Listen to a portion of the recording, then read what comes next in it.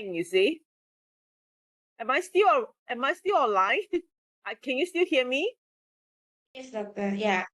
Okay, good. Okay. So let's say if we can suddenly go quiet for like a 5 minutes thing, then you better alert me, okay? Because we have like, lecturers happening to some of the lecturers as well. They've been talking for the 10 minutes and everybody was trying to tell her that we cannot hear you, and then she didn't look at her handphone or didn't look at the chat box, and then she wasted like 10 minutes talking, okay, with nobody hearing her. All right.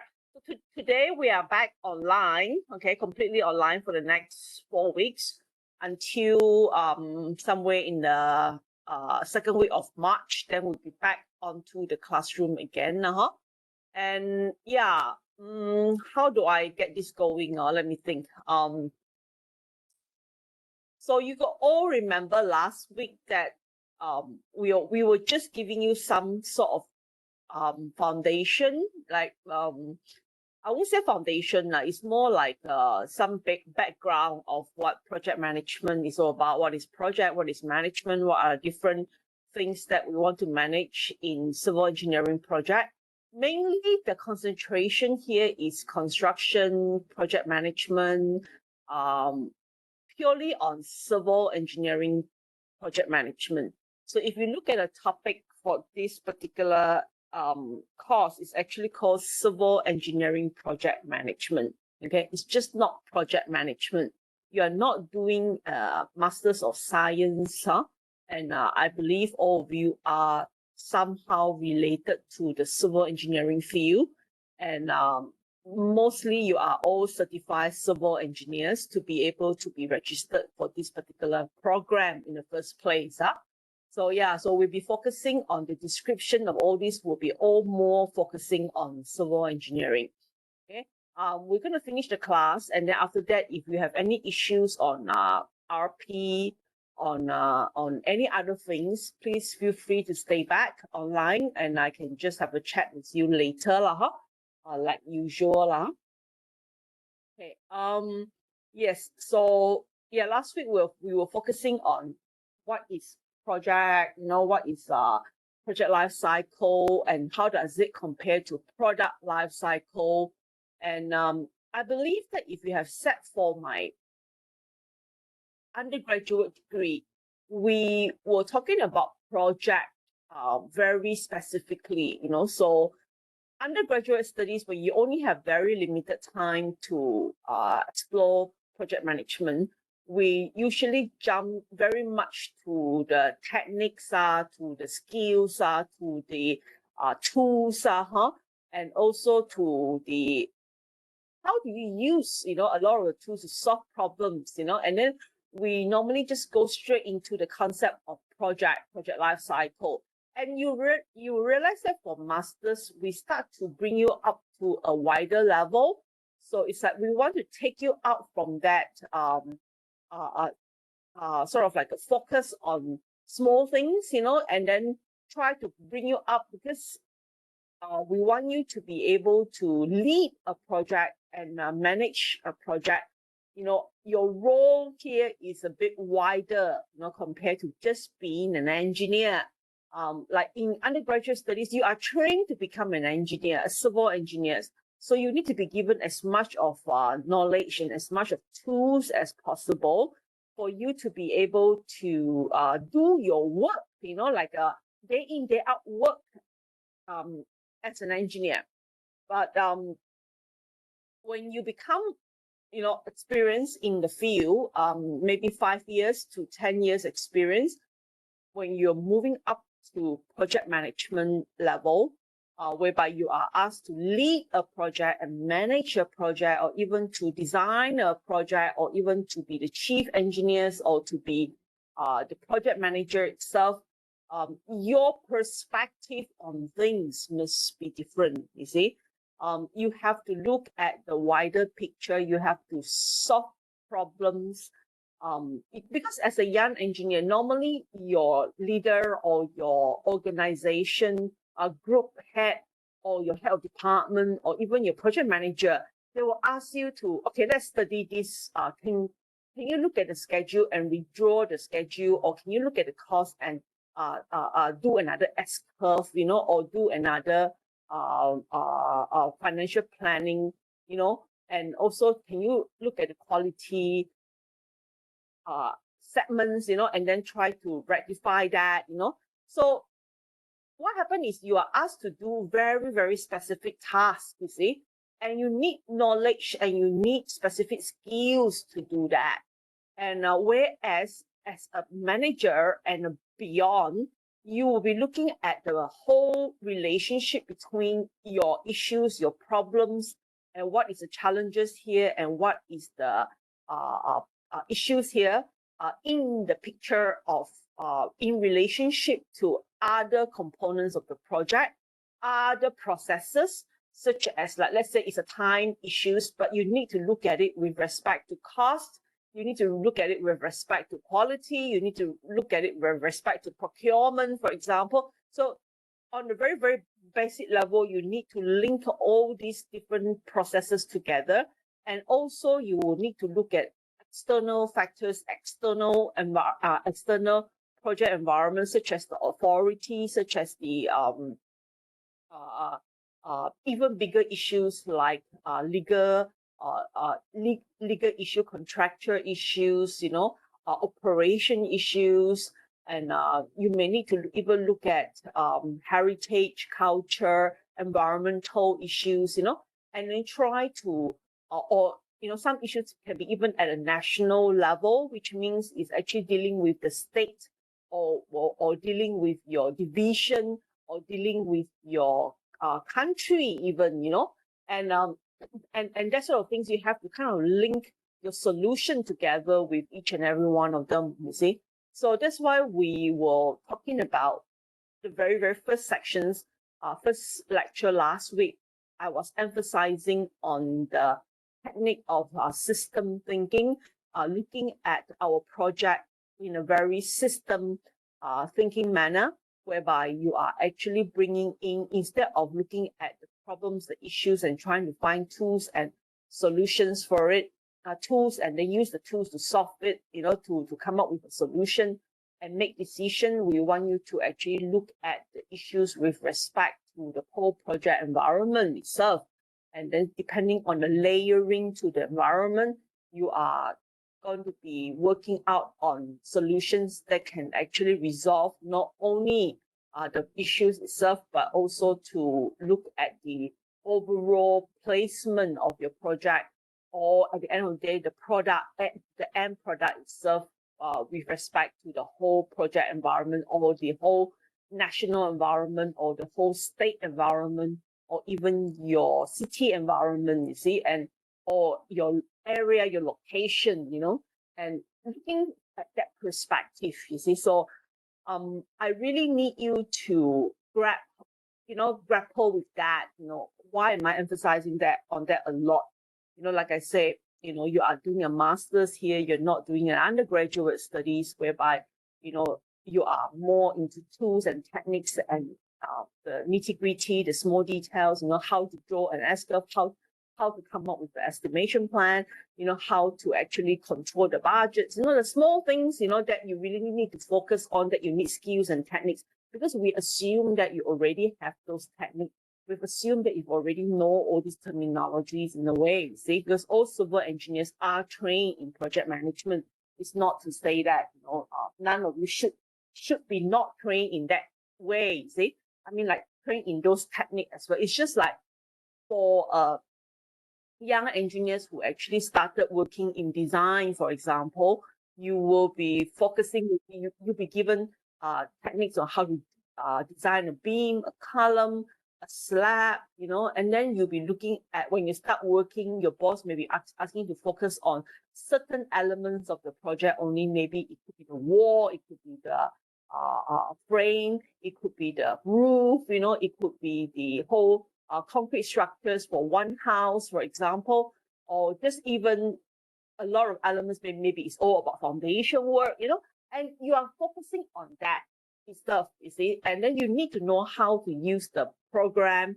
You need to know how to take the calculation and read your bending moment, your shear forces, you know, and you need to know your deflections, you know, And those are very knowledge-based and very technical-based kind of studies, you know, that of course, because that one you need to know because we're training you as an engineer. Then, you know, but as you become a project manager, you need to know how is your components in relation to other components, you see. Your work, your design in relation to the electrical, to the mechanical, you know, to the road work, to the drainage work, you know, to the lighting, you know, to the plumbing system, to the sewage systems and all that. So it becomes a very wholesome, you know, overall thing, you see. So technically also you will grow, you know, in your perspective as well. So I hope it makes sense to you. And I did ask all of you to kind of like practice for one of your project and see if you know how to actually draw a system thinking, you know. It doesn't have to be too complicated. Did anybody try to do it?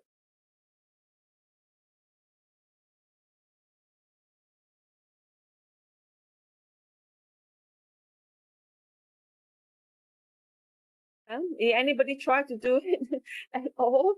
Yeah, anybody do it? You want to share your pictures with us?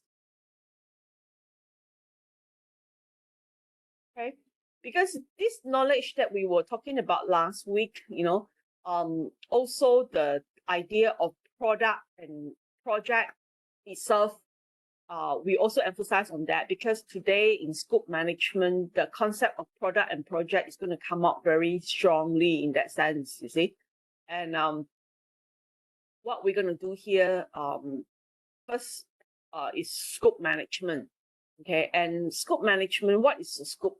You know, and yeah, a scope is basically a combination of the end product. So it's the end product. The scope is the end product. You see, the end product, what are you looking to achieve from the project? What is the product that you're looking to build, you know, in the first place? What is the final outcome of your effort, you know, in this particular over this particular period of time, and how is it that you are, you know, what is the final thing that you'll be looking at in a way? So could it be a building? Could it be a office? Could it be a shopping mall? Could it be a bridge? You know, could it be road network system? Could it be a new traffic system? Could it be a whole water supply systems? So the outcome is what we call the product, or sometimes some people would like to call it the end product. Do you know what is the end product that you're looking at? Are you clear about the end product that you're looking at? You see, and then we need to slowly build up. You see, from there, or we can use the word deconstruct. You know, so if let's say you know you are going to build a school building, and then you need to deconstruct. So this is your end product. So in order to have that final outcome, you are going to embark onto the more detailed level, is what we call a project. Okay, project comprises of activities. Project comprises of processes. Project comprises of work required that needs to be done in order for you to reach the final outcome. Okay, so do you understand this? What we're trying to get you to see the picture here. Scope is just not the scope of work. Many of us like to think of the scope of work, you see, and then they say, okay, my project scope of work. Yes, definitely you have been taught that way. You are looking at drawings, you know, and say that, you know, from my scope of work, what is my scope of work? My scope of work is going to be preliminary and generals. My scope of work is going to be the structure work, foundation work, and then break it down into smaller pieces. So, and then my part of my scope of work is going to be the road work, the drainage systems, the water reticulation systems, the water work systems, you know, and say this is a development project, and a lot of you do IDP, integrated project design, in Malaysia from any universities, for the past 20 years, if you graduate for the past 20 years, the Board of Engineers has been forcing all the universities in Malaysia to do integrated project design. So all the engineers must sit down and do, all the young final year students must learn how to start to design a project from a piece of land all the way to delivery, for example. So I think most of you are trained that way. And now I'm getting you to go even further backwards, like going to the bigger picture, and you're looking at how did you even come up with that scope of work? When you have a piece of land here, so what do you consider as project scope management? Okay, and it's just not coming up with that scope of work and then the break it down to smaller components, and then after that you look at each and every one of the tasks by itself, and then attach time and attach cost, attach resources to it. Yes, that is project scope of work. That is also part of project scope management. But as engineers, we should also know how to even how to even create that project from zero, from nothing, from just being told that there is a need or there is a demand for certain things. And then from there, you are looking into creating certain product. And then from the product itself, you study it again, through many robustness tests and also economic tests, and through various social economics feasibility studies and technical studies. And then from there, you confirm on the yes or no of the project. Yes, are we going to do this? Are we going to really build a bridge, or are we going to widen the road? Or are we going to build a jetty, or are we going to build a bridge? And yes, we will say, okay, we will get to that point, you see, and then they say that, okay, this is what we call a project charter, and then when we have that project charter, yeah, it will specify the product that you are looking at the end of the day. So that is the beginning of what we call project scope management. It is not work breakdown structure. Work breakdown structure is very technical. It's very tools. It's a very it's a method, to define the scope of work. But before you can do that, you need to come up with what is the end product, and from the end product you deconstruct it.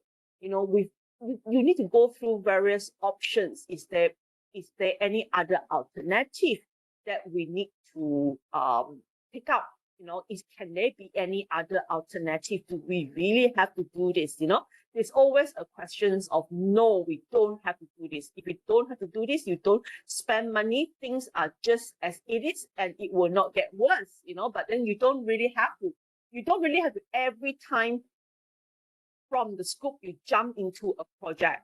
So there will always be a time that you can pull the handbrake and say no. Like let's keep it this way for another 5 years. Let's keep it going for another 5 years, and we will discuss about this in the next 3 years, for example.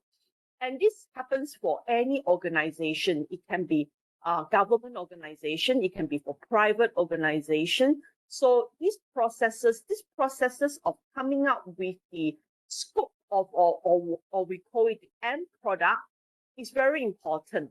Okay. So this part of the lecture, when we talk about scope of the project, is the combination of what is the end product with the work, the project work required and the processes required to produce them. Okay, so the whole sentence here, you have to understand, first is the end product, then is the work and the processes, and a work and the processes is what we call project. Okay, and the project that goes into constructing this end product, the effort, the work the processes, the activities, the sub-activities that goes into producing the final product. Okay, and then scope management will go through the initial justification. Do we really want to jump into this process? What is the initial startup? What is the ongoing definition of the deliverables? The deliverables are the sub-components of the end product. For example, you've got the bridge, and then you've got the piers, you've got the columns, you've got the piling, you've got the different the road itself, the embankment, and all the sort of things that you are different parts of the project. Those are, you need to deliver every components. You need to deliver, and we call it deliverables. And then what is the objective? What are the constraints of the project itself? Or what are the objective and the constraints that goes into, the activities itself later on? So it is a whole process. So we call that scope management. And it is not just you have to take yourself out from the concept of, my scope management is just deliverables. I need to understand what is there to be delivered, what are the activities, and then from the different activities, that is what we call scope of work. Scope of work is only part of scope management. Okay, remember that, huh? So project scope will be the foundation of all planning exercise later. So we do this first, because if we don't have the scope, we will not be able to do time management, cost management, procurement management, risk management. We're not going to have them anything at all. It has to start with this. Okay, and the first part of this lecture here, okay, so you see that scope is basically whatever needs to be done.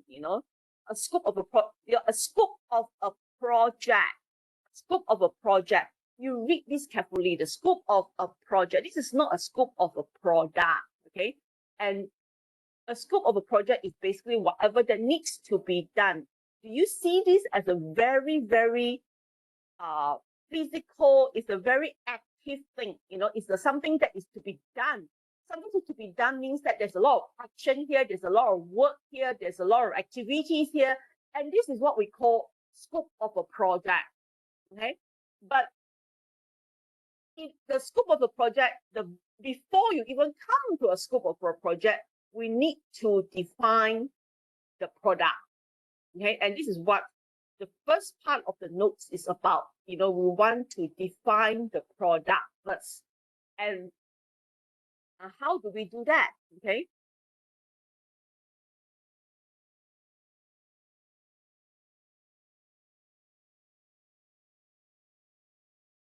Okay. So this is very theoretical stuff, huh? So for example, a project is to develop a new coal mine, okay, or a new restructuring of a new organization, or build a new treatment plant. So the treatment plant, the coal mine, the new organization, a new business, these are all considered as the final product. Okay, and scope management start off with the definition of that product. And we need to, this is part of it is considered as scope planning. Now, this is considered as scope planning. So we will look at what initiate the project first. Okay, this is very important. This is the time you meet the client. This is the time that you talk to your bosses, and this is the time that you need to look at government regulations. You need to look at your project environment very clearly. And of course, all projects are initiated. No project is going to come about if there's no initiation. So it can be an idea, it can be demands, it can be needs, that will initiate a project. Okay. The initial concept of a project can come from many sources. It can be very internal sources. So let's say a development firm, you may have, let's say you are working for a development firm. So you may have land, your company may have land bank, like meaning that they have different land in different areas that they have been buying for the past 20 years, or the company itself is rich with land. So they may want to do certain areas, to develop certain areas, and they see the potential in that area. So it could be that idea that comes from the top management, okay? Or it could be a suggestion from the market itself, okay? So from external sources, it could be market demand, like let's say Unimas is building a new hospital, like if you come to Unimas now, on the right-hand side, it's going to be a new teaching hospital, okay? And on the opposite side of the hospital, which is at the Unimas entrance, the university's entrance, is a huge development that is coming up, okay? And there's this piece of empty land. I won't say it's a huge development, but it's an empty piece of land. And this empty piece of land is there as part of a land piece that is given to the universities by the federal government of Malaysia for us to develop. The most important thing is for education purpose. So half of that land has already been developed into a teaching hospital, okay? And then what about the other half of the land? So from this availability, there may be some initiation from Unimas management to say that, if we're going to build a teaching hospital, do you think that we can develop this land for commercial purpose? But this commercial purpose, we want to build it around with the university's idea. So meaning that even though it's commercial, it not only will be looking at into people's, the patient coming in from different areas of Sarawak, it could be patient from Indonesia, it could be patients from a different part of Malaysia coming in, it could be patient from Philippines, Southeast Asia, seeking more advanced sort of medical things. I mean, medical advices and medical treatment. So not only that, what about the universities? Can we link it to the universities? Of course, people will be thinking like, oh yeah, we can build hostels, we can build apartments for students, students for things like for students who come from other parts of Malaysia, like for example, Shafawanti, you are coming here for masters, you see, so it can be for postgraduate studies. So you see that initiation, that idea will come, and then but in the initial stage, it could be something that is actually generated because there is a availability of opportunities. It could be a piece of land that is given to the universities, and universities are thinking like, instead of letting it sitting there and not do anything, can we do something to make more income to the universities? So yeah, and the idea will start rolling from there, you see. And of course, I can give you lots of other examples on initiation, like recently around the, so when you have this piece of land that is there, there's a teaching hospitals, and there's going to be a huge development that is going to be surrounding the universities. What about the other nearby lands and other nearby developers? They may also see it as an opportunity. So it could be a response, you see. Here is a response to an obvious market demand. Okay, so it could be from external parties, it could be from other companies. Somebody may contact you and say that, I see that you've got this, would you like to, joint venture with us? And then the idea will start rolling, and then it could, and also because it's the universities, we could actually have many businesses, startup businesses from different faculty, for example, the science faculty, the engineering faculty, the architecture faculty. We may have different scientific patterns. We may have created a lot of different products, like different type of concrete, different usage of concrete, different usage of rubbers, materials and all that.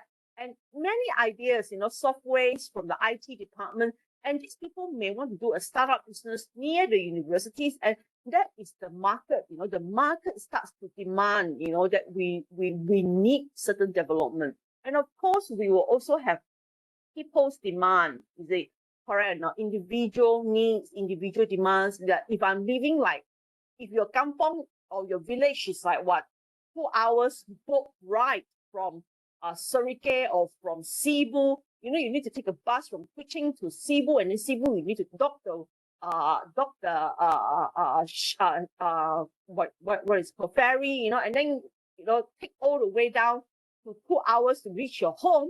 You know, that kind of demand is actually public demand, you know, demand for a better transportation. And recently we also have traffic congestion, you know, a lot of traffic congestion near the Stutong area. So I think due to many development that has been coming up in this Stutong area, on the way to Unimas and on the way coming down from Unimas to different parts of Kuching, then you actually get to have a lot of traffic congestion. And then there will be a need, you know, to say that we need to do something about this traffic congestion. You see, so that is where what we call sources, you see, sources coming in from the open market, sources coming in from market survey, sources coming in from complaints, you know, sources, and these are ideas and demands, you know, from the public, that can you give us something that makes our life a little bit easier? I'm sure in 2022, you know, the road JKR, you know, and also the councils means what we call, I mean, just to explain to one thing, like, you know, our systems here is we have different councils, you know. Councils means different what we call it's like a department, you know, in the state, that in this area or in the cities that look after the roads and you know, the flowers, the trees, you know, and you know, a lot of these different component of the cities, you know, so we call it city councils, you see. And they, you know, they get themselves placed on Facebook, they get themselves placed on Borneo Post online, you know, and complaining that the government is not doing anything. You know, it takes me 2 hours to go to work every day. You know, what is happening here? And there'll be photos of the traffic congestion, you know, and complaints coming out. And then, of course, we can see that the agency will need to sort of deal with this sort of complaint as well. You know, and maybe the whole ideas of building new roads or widening of new roads or widening of the old roads even would have to be brought onto the table, you know, during meetings, you know, because there is a lot of problems, you know, currently that is the people are dealing with. So a lot of government projects are usually from the demand of the people, demand from the taxpayer, demand from the market, demand from the necessity that is needed. You know, in some areas have no water, some area cannot do businesses because there's no infrastructures, etc., etc. There's a lot of sources, you know, that will actually initiate the project from internally and externally.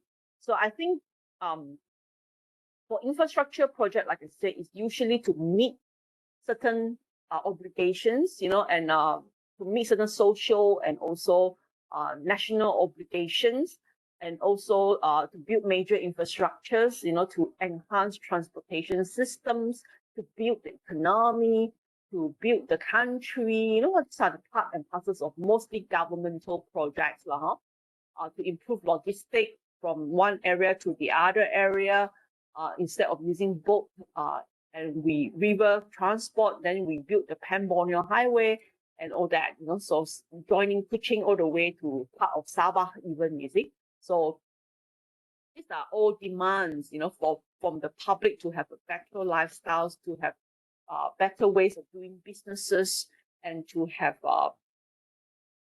to improve, you know, their life in that way.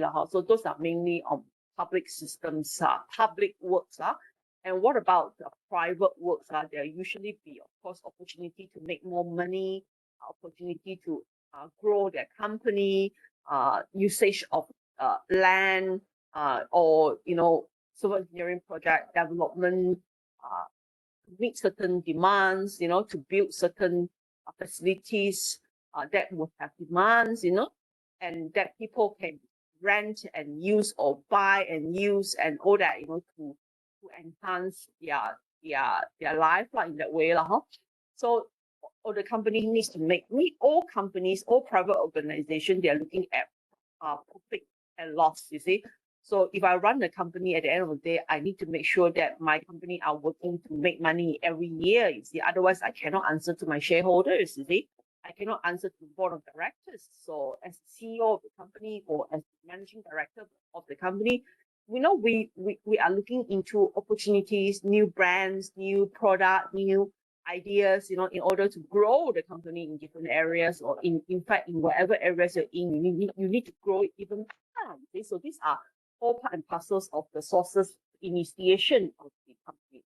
So like, for example, Mastan, you are from the agriculture department, you see. So, you know, what is your project all about? Your project is about sustainability. It's about making the state of Sarawak sustainable, you know, so that we can have more food supplies. You know, we'll make sure that we don't have a broken food supplies in emergency situations such as COVID and such as a pandemic, such as an earthquake, you know, like Turkey and Syria, you see.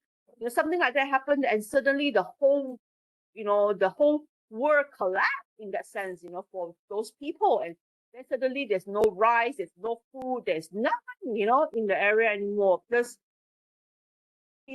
everything is destroyed, you see. So we need to always be prepared. So in terms of the nation itself, the building of the state itself is the obligation, you see, to make sure that we can respond to emergency, you know, in that sense. And definitely, you know, I was being asked a question, you know, one day, you know, that if this is the end of the world, you know, and tomorrow you need to rebuild the world, you know, and you are one of the few people left on this earth, you know, what do you think will be the what do you think you should be bringing with you? You know, have you ever thought about that? Yeah, have you ever thought about that, ladies and gentlemen? Huh? Have you ever thought about that? Are you going to bring your handphone? Is handphone a very important thing? Can it be used to rebuild the world? Yeah, yeah. Can you do that? Anyone have any idea? Come on, let's talk a little bit. You know, otherwise I'll be so bored here sitting talking to myself. Okay. Anybody wants to bring toilet with you? Flush toilet. You know, that some people say that flushing the toilet is the you know, sewage system is the human's best creation. You know, one of the best creation. Do you think it's the human's best creation? At least something that you want to take with you. I don't know. I mean, like, you know, the first thing that I thought of, you know, I don't know about you, the first thing that I thought of is the human's best creation is to can food, you know, like you can put food in a can and it will last you for years, you see. So, I mean, to me, that is one of the pasteurization systems, and also the concept of keeping food in a tin and can, you know, and I think water is going to be one of the very important thing that, you know, we need to think about, you know. I mean, so my thought was all this.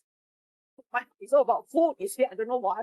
So must be like I'm quite I like to eat. You see, so yeah. But that's not the issue, because honestly, in the last moment of the Earth, you know, being collapsed, and then tomorrow you rebuild Earth, I think the first thing we need to think about is the food system, correct or not? You know, how to actually bring back the food system.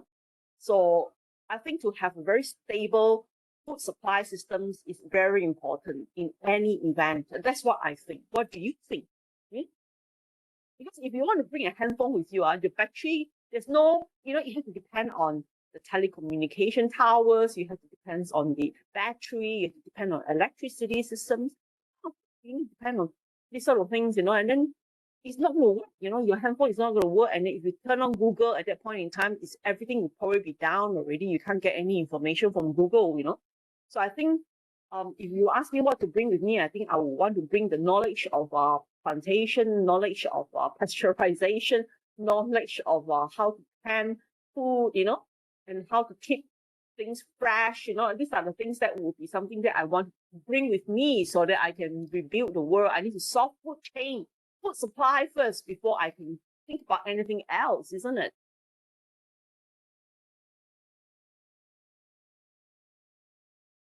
So yeah, I mean, so we need to understand what is the goal? See here, you see, what are the needs and where is the sources of needs and what are the sources of demands and all that.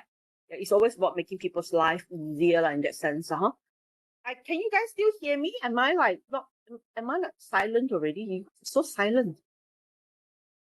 Doctor, can. Yes, doctor. Yeah.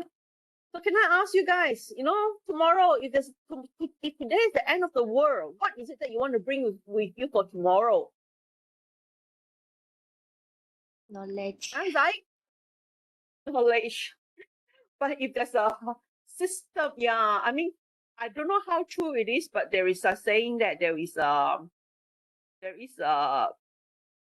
some government actually that they actually put a lot of different type of um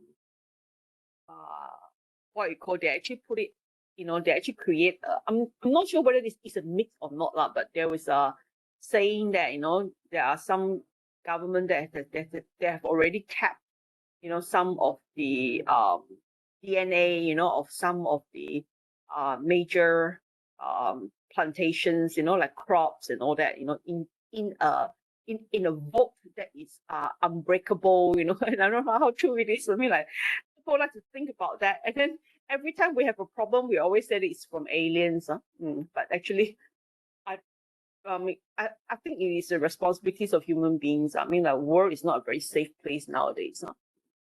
So knowledge, yeah, knowledge is but where are you going to keep the knowledge, you see? And then what are you going to use to build the knowledge? And where you're going to keep those knowledge is also very important. No? Yeah. What else? Sue? Kafawani? Right? What would you bring with you?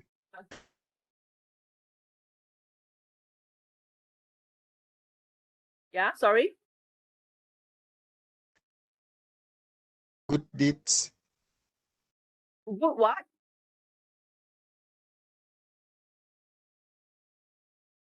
Sorry, I can't hear you. Good deeds. Mashan, what do you think is the most important thing that you should keep with you before the end of the earth?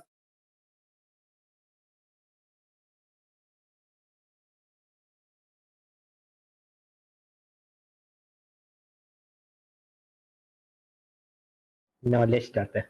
Knowledge, yeah.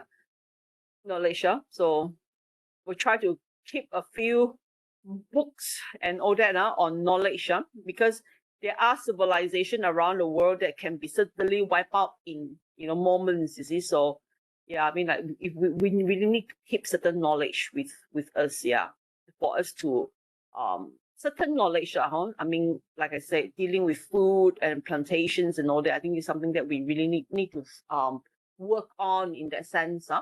So yeah, I mean, like, I think we all, I'm not saying that we all should be looking so pessimistic in that sense, but since we're talking about the topic of sources, you see, so I mean, this is one thing that sometimes I think about, you know, so I'm just sharing with you.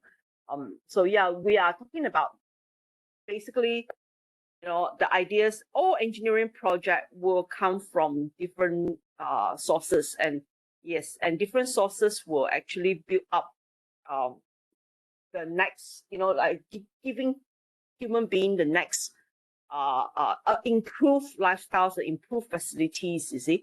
And yeah, and then we build up that knowledge and we try to improve on that knowledge so that our life gets better and better. So that is the purpose of being a civil engineer, honestly. Yeah, I mean, that's what I think, but some people may not think like that. You know? So yeah, okay, never mind. Let's that is something off the topic, something relaxing for us to just have a little bit of fun thinking about it, no? Yeah, maybe tonight you can think about it, you know, like if let's say something that, what is the best technology that you think you should bring with you here? Right? And then so different sources will come up with different you need to define the initiation. So upon understanding the initiation, it's also very important for us to understand if it's a client, what is it that they actually want, you see? And many of us as civil engineers, sometimes we get too carried away in thinking about what we think things should be, and we forgot to actually follow it through, or to actually have more closer contact with our client, to actually understand their minds, to understand their purpose, to understand why they want to initiate this sort of product, see, or this sort of ideas in the first place. I think that's something that we need to be very mindful of, okay? And of course, if this is a public project, if it's a public product, we do want to make sure that we understand the needs of the people, you see. So if I'm going to be driving from my house to my workplace every day for 1 hour, do you think, do you really know as an engineer what I need as the road user, or what I need in terms of logistically? So you don't just say that I want to build a new road, I want to build a new network systems, I mean, do I really need it? It's like a new road, widen the new road. What is it that I need? You don't simply suggest, things that is like you think is obvious, you think is normal. So you need to actually study the study these issues carefully. So we call this what we call issue analysis and management. So when you initiate the project, you need to go down to that root of things, and then to see what is actually the problem, what gives rise to the problem, what gives rise to the issue, what gives rise to the initiation, what is important to our clients, you see, and what is the thing that really initiate them to look into this particular idea or this particular potential of carrying out certain projects and all that. So you need to study that. You need to study that carefully. So we want to look into what we call issue management. So now you have initiation. The project is being initiated already, or product is being initiated already. So or what we call the initiation happens, okay? But then let's study this initiation, okay? So when we study this initiation, we basically use the technique that I was talking about last week, into the project scope. I've got this drawn here. Last week I drew it on a board, and some people probably cannot really see it. So this is basically what we are looking at, the picture. So you have that initiation here, and can we look into all the issues and look at the surrounding, of the project itself. So this first circle itself is actually, I mean, like now we don't know what we may have some ideas what we need, but then let's talk about the issue itself. Okay, like let's say there is a traffic congestion, and this is what initiates the whole process of coming up with the scope now. So if this is a traffic congestion, okay, so and traffic congestion, what is the first question? So this congestion how bad is the congestion? So we need to look at the issues surrounding this particular problems or this particular initiation, okay, or this particular idea. This part, it could be the idea, it could be the demand, it could be the complaints, it could be the issues, it could be anything that actually create the starting, the initiation. So of course, this will be the very direct organization that it is in, okay? And then this will be the project environment, direct environment. It could be the cities, it could be the areas, it could be the state, and all that it is in. So your organization, your what else is there? You usually will be looking at the directly what the very core center things that are really directly related to the initiation, the issues itself. Okay, so we need to look at, you can brainstorm. So you can look at the areas this is in, the time of the congestion, and then you can look at is there any reserve for it? Is there any land reserve for it? Like I said, this is like I said, a traffic congestion, a very bad traffic congestion. That you need to point out exactly what are the what are the things that causes this traffic congestion. Could it be lots of development, or it could be, let's say, this is flooding issues, like let's say there's a flood issues here.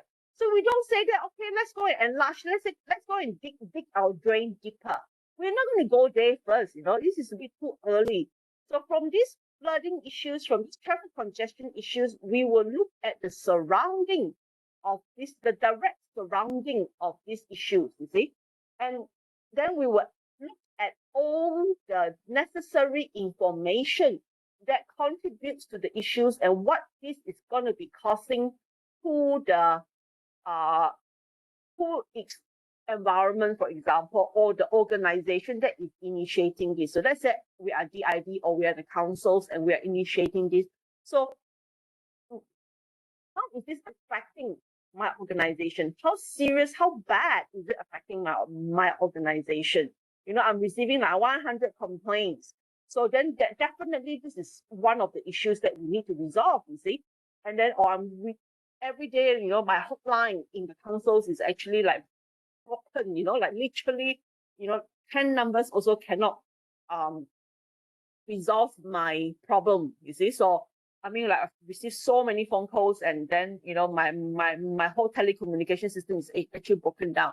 And one day I received 100 emails saying that we are suffering because of the traffic congestion, or we're suffering because of the flooding, you see. So directly you are looking at the project. I don't use the word project. If I use the word project, you guys are going to be very confused. This is like very initial stage. This sort of system thinking, we are applying this system thinking into issues at the moment. Then later on, we'll be applying system thinking into the project itself.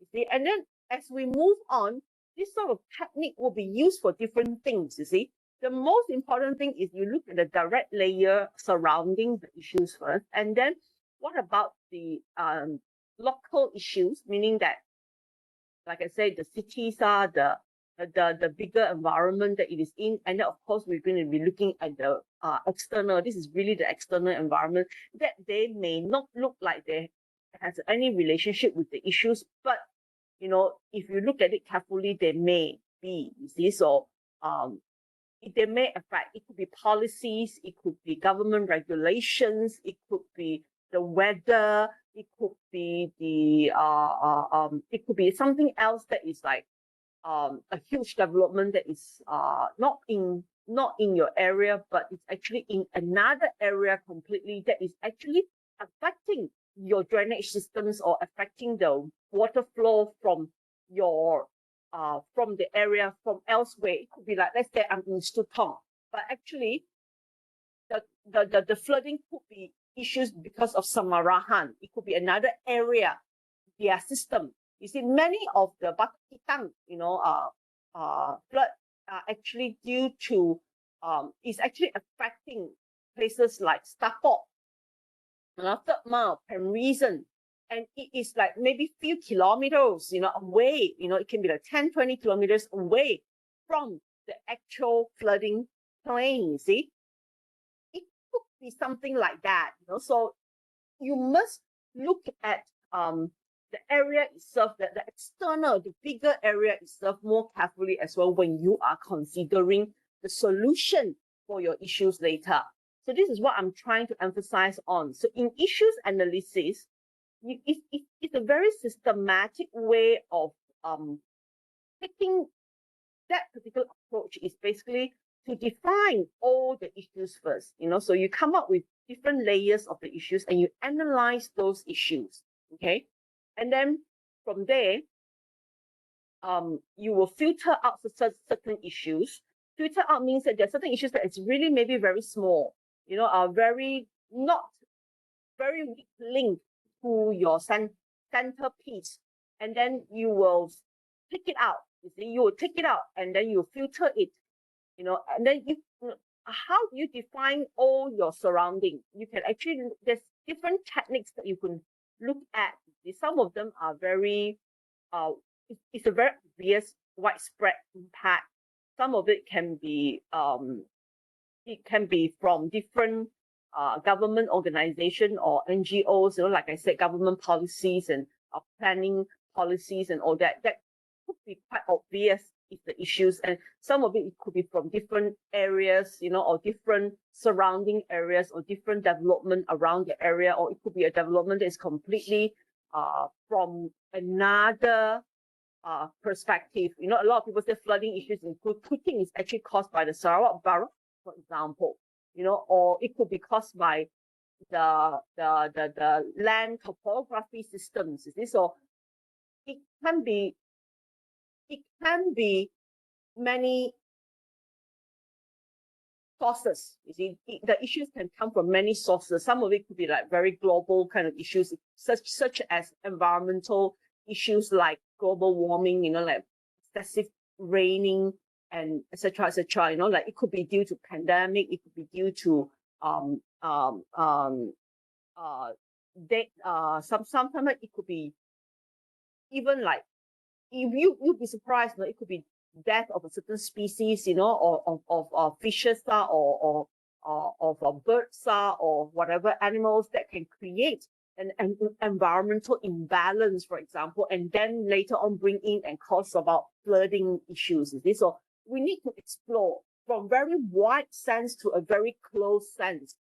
Closest to the issue itself, to the external one, that you may has nothing to do with it, but you'll be surprised if you explore it further. It may be the actual foundation problem of your whole flooding issues or the traffic congestion issues. Okay, you understand what I'm trying to say here, guys? So when we study our issues, we also want to study in terms of the different layers. These are the techniques that I'm giving you now. The different layers is just the way that you think. Don't just think, okay, I have a traffic congestion issue. What time is the congestion, from what time to what time? This is in Sutong area, so I should be looking at just the BDC area and just the Sutong area itself, and I can just look at the Tranquility area, and then you just fix yourself around that area, and then you say, okay, I think the best is just to build a traffic light, for example, or build a new highway. You see, so you didn't study the issues in depth. Where did the traffic comes from? Why is there such a congestion? Why is suddenly the so increase in cars? Like, has there been, you need to study, has there been, like, in the past 5 years, has there been a substantial increase in population in certain areas, maybe? So have you actually studied that, you see? And have you actually studied what is the, what does people think about that? What is the main impact for the people who are in the congestion? You cannot assume, you cannot do a literature review on these things. You have to go to the ground and study and look at the certain radius away from the problem, and then look into the different perspectives that you have for this traffic congestion issues, like example that you have. Before you can give a very wholesome kind of solution to it. Otherwise, you will realize that your solution that you built, maybe you spend 10 million to widen the road and build a big traffic light, and you will realize that after 2 years, same problem will come back. And this 10 million doesn't even last you for 2 years. And then it's just completely no value. The value just like is empty value. When you embark onto a project, you want it to be lasting. You want it to be able to serve for a long period of time. And what do you mean by long period of time? What is the set that you have? If you have no money now and you want to build this, and then it's just to like take a painkiller and then stop the pain for like 4 hours, that is fine. If that is the solution for you, for the government at this point in time, then that's fine. This is the solution, and it's just going to take you 4 hours, and then after the pain is going to come back, and then it's going to be all over again. You see, so what are we looking at? Short-term solutions or long-term solutions, or super long-term solutions? And how much money do you have to spend? You see, that is also another thing that we are looking at in terms of scope management. Money, no talk, isn't it? I mean, like we all know long-term solution may take a highway. If a highway is going to cost you 2 billion to build and the government obviously has no money to do that at this point in time, then we just have to sit in and seek for a short-term solution. And how short is short, you see? If it's just going to last you for 2-3 years, then that's it, 2-3 years. But it could also be a very simple solution, such as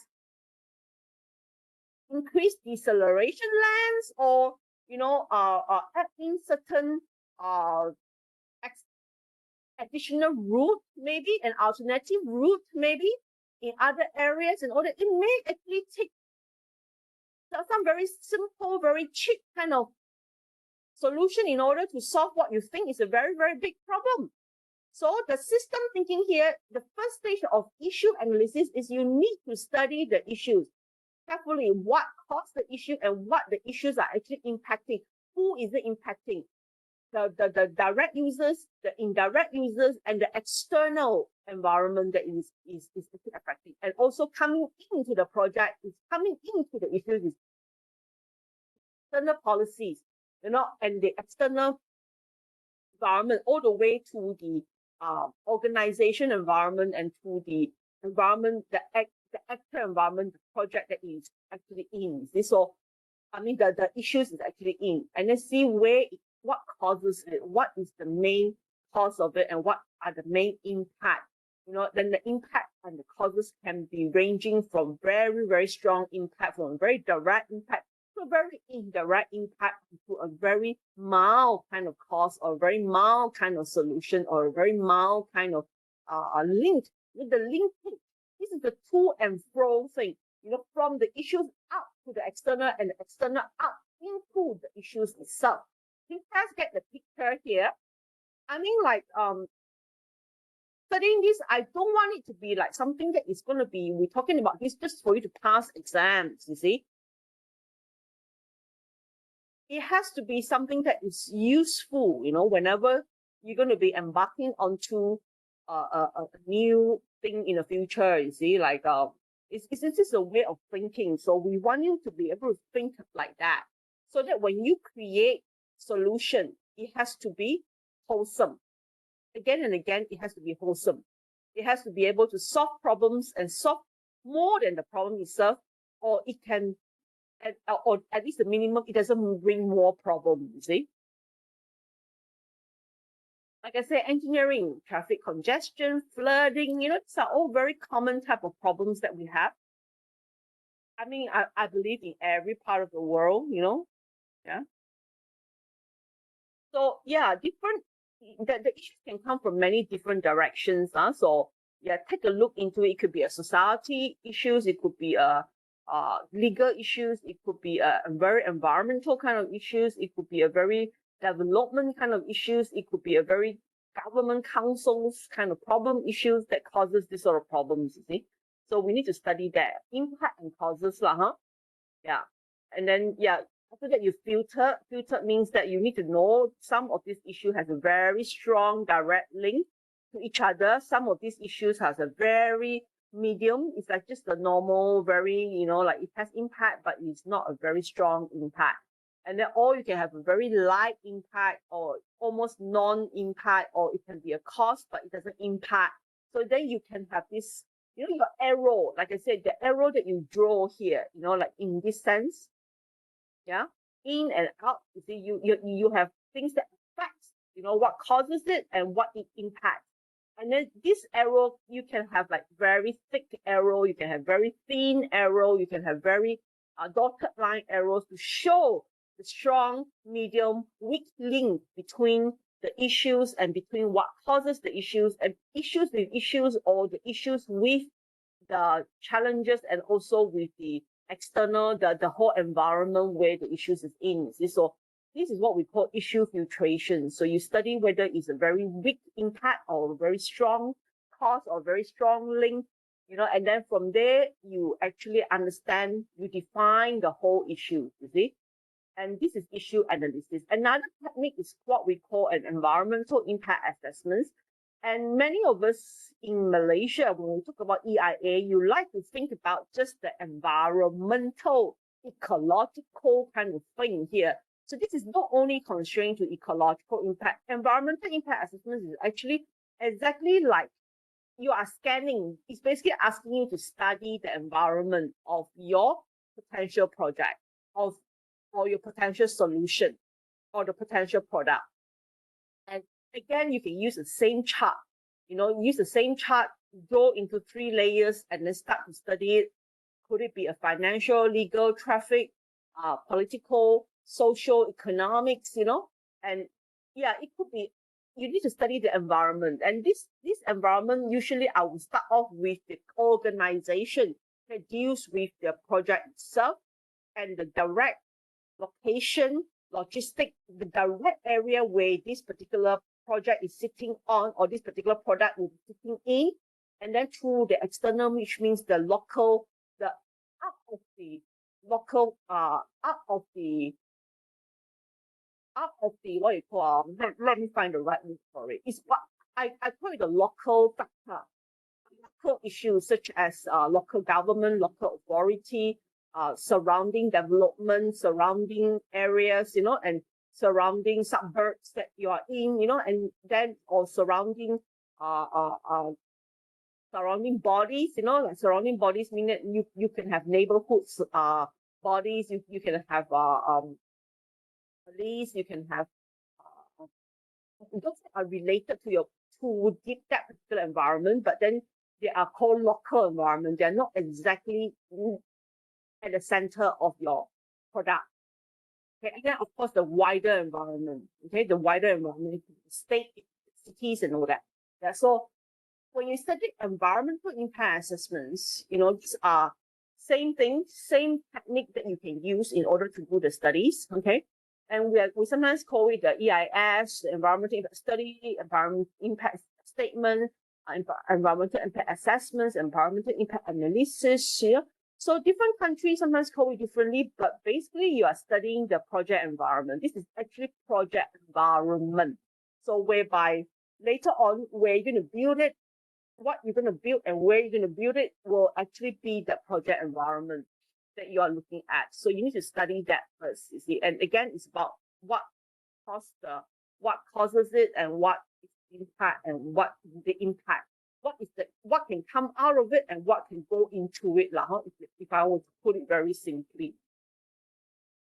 Any issues here so far up to this point in time? Anything that you just don't understand? Wan Bing, are you okay, Wan Bing? Okay, Doctor. You're okay. I'm not talking too fast for you, huh? Yeah. Okay. So yes, I mean, like this is, again, we are only studying what initiates the project. Huh? We're not even going to a point to saying that, we are studying the product itself now. Okay, we're just going to scan the environment of the project. We're going to scan the issues of the project. And then after we have done all this, okay, after you've done all this, you can have you can actually close up, and then you will move on. And this is the part that, second part of the notes here. We're talking about definition. Okay. So once you've considered all this, okay, you have examined the issues to be looked at from a broad environment impact assessment surrounding the ideas, the demands, the need at the initiation stage. Once you have done that, and I think this stage here is a lot of people don't like, because you feel like you are actually not going anywhere. And many consultants, many engineers, when they're given that task to study the issues and the problem and the project environment, a lot of them, because they may not even have the project at the end, you see. So it makes them very reluctant to actually put in a lot of effort to do the study. I remember many 2-3 years ago, I was asked to actually do a new raw water intake tank, raw water intake system, meaning that there's an area that has no water. I'm not going to talk about which area it is. So we were asked to study that, you see, and with my few friends, we call partners, and then we are saying that, why do you, when they ask you, because when the agency, when the Board of Rural Water Supply, they ask you to study as a consultant, they ask you to study this, they actually are wanting to go through whatever that we have mentioned just now, okay? But then you see the attitude of all the consultancy firm that is going to be studying all these rural water supply project, inclusive of treatment and water, the intake usually, for those of you who doesn't know, when you want to supply water to certain clean water, okay, you will take water from a source, and that is what we call raw water intake, meaning that the water has not been treated. It can be taken from a river. Like, for example, Sarawak, we are very much have a lot of river. So our river system is actually quite strong, like quite well connected. We have a very big wide river system.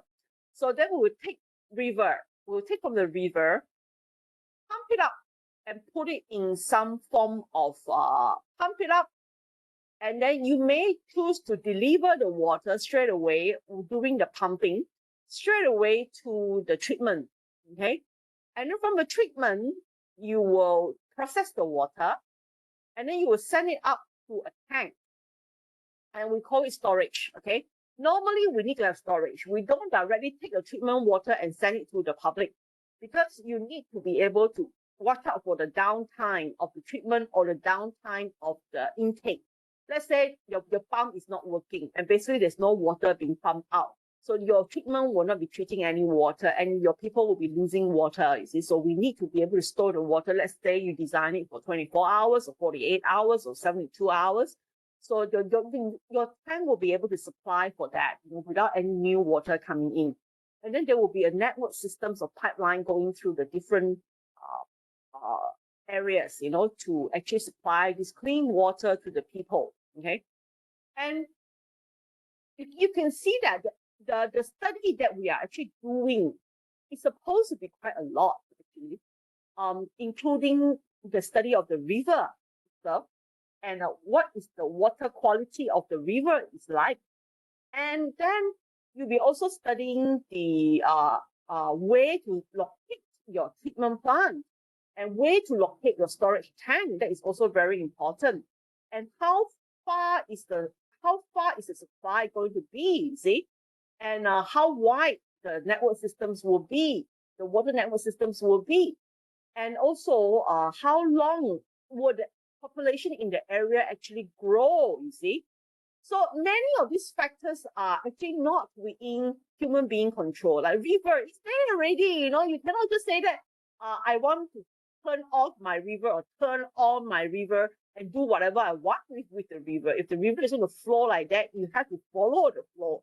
When the river has a high tide, at this time, at this month, at this day, there will be a high tide, If this river is connected to the logging, or this river is actually connected to some logging transportation systems, or whether it's going to be connected to one of the biggest dam, the Bakun Dam in Sarawak, it all has a lot of difference, in terms of the final product that we're going to build, you see.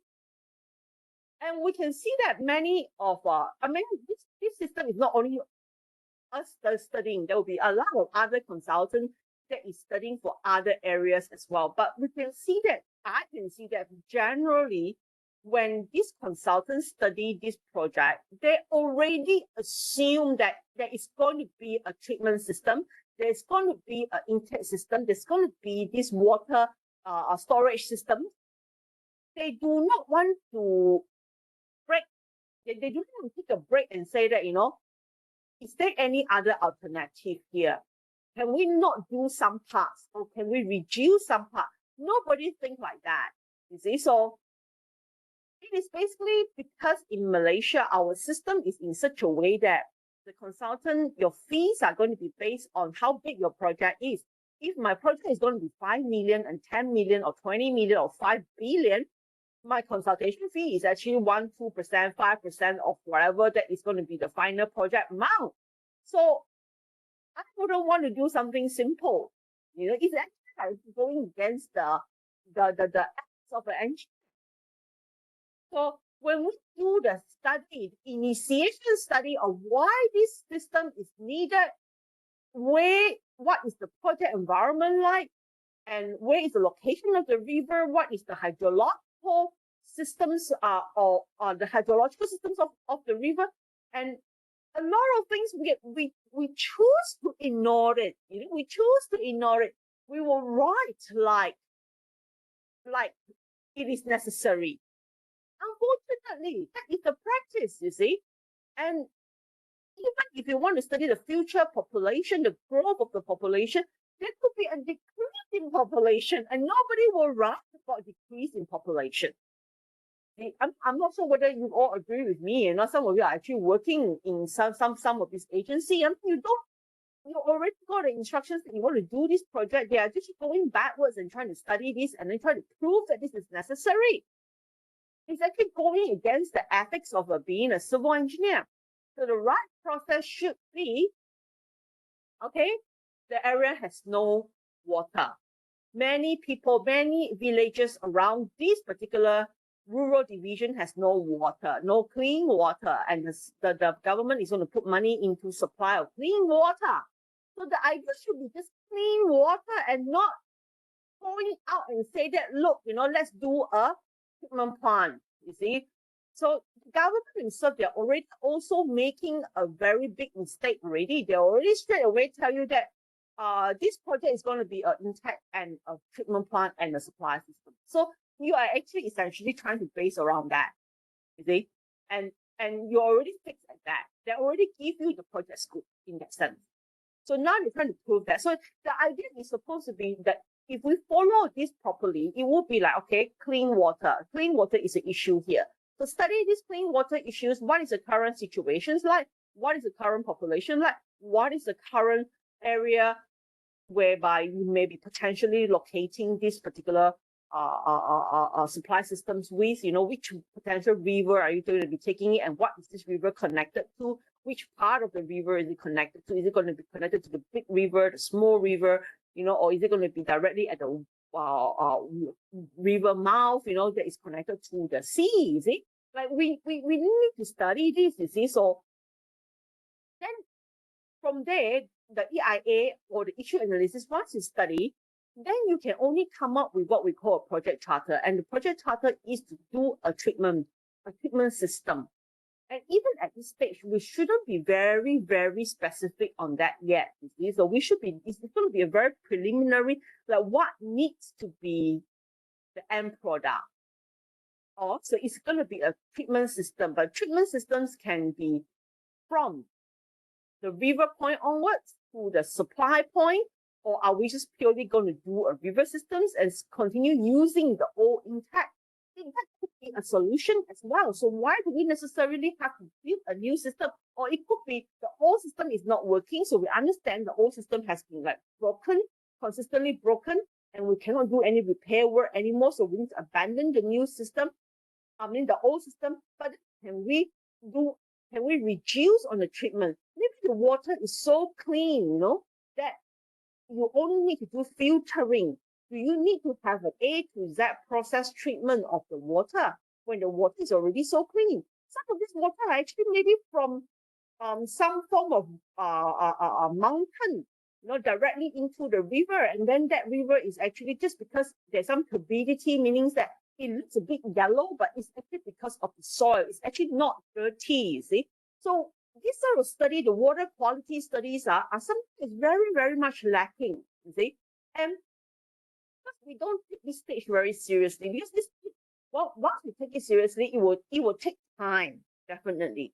It will also take a lot of money to do the study, and then the agency don't want to be seen, as not working. They want to get things out as soon as possible, so that they can answer to the people. They can put themselves in the newspaper, put themselves on social media and say that, oh, we are embarking onto this project. It's going to be supplying to these sort of people. And then, like politically, it's going to look good, and look better that way, etc., etc. There's many other reasons behind why we want to do a full-fledged project instead of just certain components that can solve the problem. It could be a very simple solution, but then it end up to be a very complicated system that, end up nobody can use, you see. And that's why we are wasting a lot of resources in that sense. So here, when we talk about project charter, we'll go through this initiation all the way to issue analysis and environment studies. Then we come up with the project charter, and the project charter is just a very simple what needs to be done. Okay. Then from here onwards, we were starting to get into conceptualization. Okay. So now we are looking at trying to conceptualize the different deconstruct. Like, let's say you say, I want to build a water treatment system. So we will deconstruct, and the scope definition is we'll start to deconstruct the final product. And we will break it down. We will break it down into certain components. Like, for example, that treatment systems is we're going to break it down into a supply system, and the supply system will have pipeline, and the supply systems will also have treatment plant. The supply system, what I mean by the supply system is the supply, meaning the storage tank. Is it going to be a ground tank? Is it going to be a high level tank? And then we're going to have a treatment systems, and what are the components of the treatment systems? And then we're going to have are we going to have a tank to keep the raw water, or are we going to directly pump from the intake all the way straight to the treatment plant? So you are going to deconstruct your product. So this stage here, when we're trying to define the scope of the project, it's not the scope of work, ladies and gentlemen. You have to be very careful. Up until this stage, when we talk about scope definition, we want to deconstruct our scope. Okay, deconstruct the concept, and try to build a concept here. So we're trying to define the concept and build the different parts of the final product. So we call it final product and their different components, and I like to call it a product breakdown. This is not a project scope work breakdown, it's a product breakdown. So and then at this stage here also, you write in your project charter what is the goals, of the project, what is the purpose that is going to be serving, what is the objective, what are the constraints, and then and we also will bring in and talk about the initiation, the ideas, and then the product, the description of the product, and all the different subcomponents that we think we should be building. Okay. So with this particular document, this document, you first produce from initiation, you come up with the project charter. So some people call it project brief, but you can call it project brief if you want to, but it's not going to be a very big document. It will just list down whatever findings that you found, and then it will end up with the product that you are thinking about building, and then the different components that may go into the final product. That is basically what we are going to be looking at, once we've reached this stage. Okay. So are we clear about this? Are we super clear about the whole process here? Because in exams, normally I like to ask questions, especially with master students, on the process, on the flow of the work. I don't like to ask questions that talks about very fine details, because if I talk about fine details, asking you to do calculations and all these sort of things, I think it's going to be a very waste of time. It's pretty much of a waste of time, because you are essentially going back and learning all the techniques again, which I think is a bit, useless. I mean, like, you should already know this, you see, so why are you repeating these sort of things, you see? I mean, I don't want to waste your time, yeah? So what we need to do is, you need to get the pictures correct, so from initiation to study of the issues surrounding the initiation, to study the project environment, okay? I repeat this, project environment, and after that, from there, you produce what we call a project charter. A project charter should actually talk about what the client thinks and what they want and what is the needs and what are the environment studies, what are the issue analysis, and then from there, the output of it will be the product that you're building, and then, if possible, also the subcomponents of the end product that you are building. Okay, so this is going to be a stage that you define. You have already defined the scope. Okay, you've defined the final product. So it will actually give the team, once you do that, you're actually giving the consultant or the project team authority to carry out information data collection and also to formulate some initial strategies and preparing for the next stage of the proposal, you see. So you have to have that. And of course, at this stage in time, the project could be stillbirth. It could be there, it could be stopped. You could stop it at this point in time, because when you look at the scope, or when you look at the final product and the subcomponents, you realize that, hey, we are not ready for this in 2023, or we're not ready for this, in the next 2 years. So I think we can just call it a stop. Or you want to continue planning, but you want to plan it according to the timetable of your organization, actually. So it may not be something that will be furthered. It gives everybody a chance to stop at this point in time.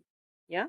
Once you got it, and then the only solution is to build a bridge. The only solution is to build a jetty. The only solution is to build a wharf. The only solution is to build a new airport, for example. Then you need to know that if this is the solution to build a new airport, do you have the money to build? Do you have the budget to build it? You see.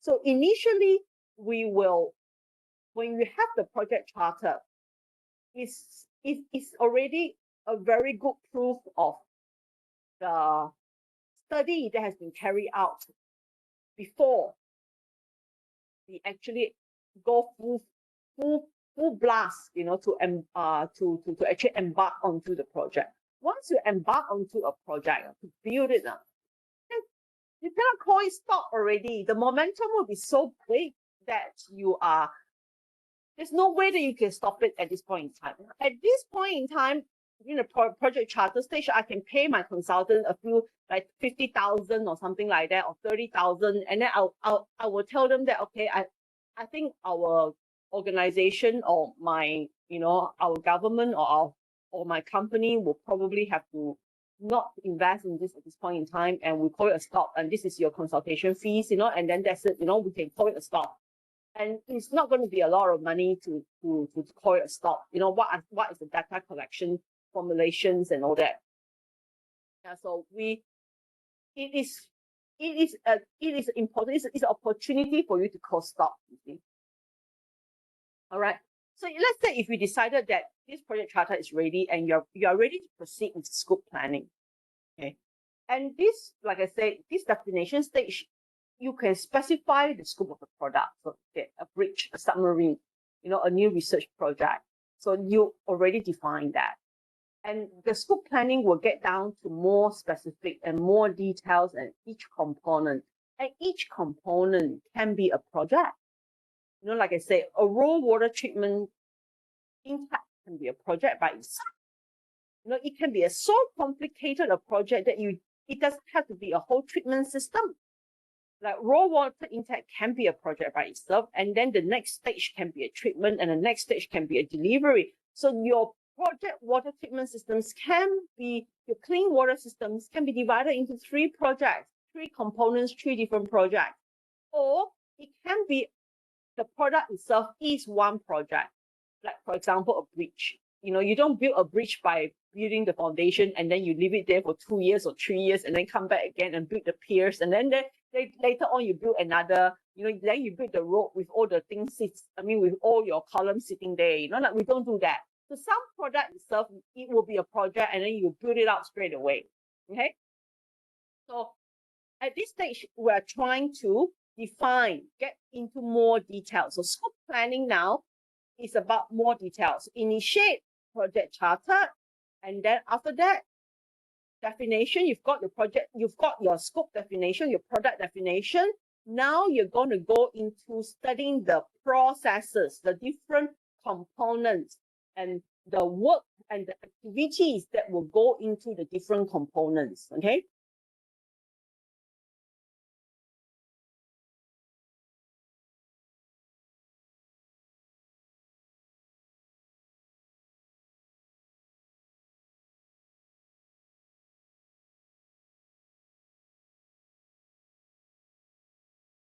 So, yeah, what we commonly do is we deconstruct the product into different project deliverables, okay, and then what are the different management process that will go into the different smaller components of the components itself, the work that will need to go into the different component itself.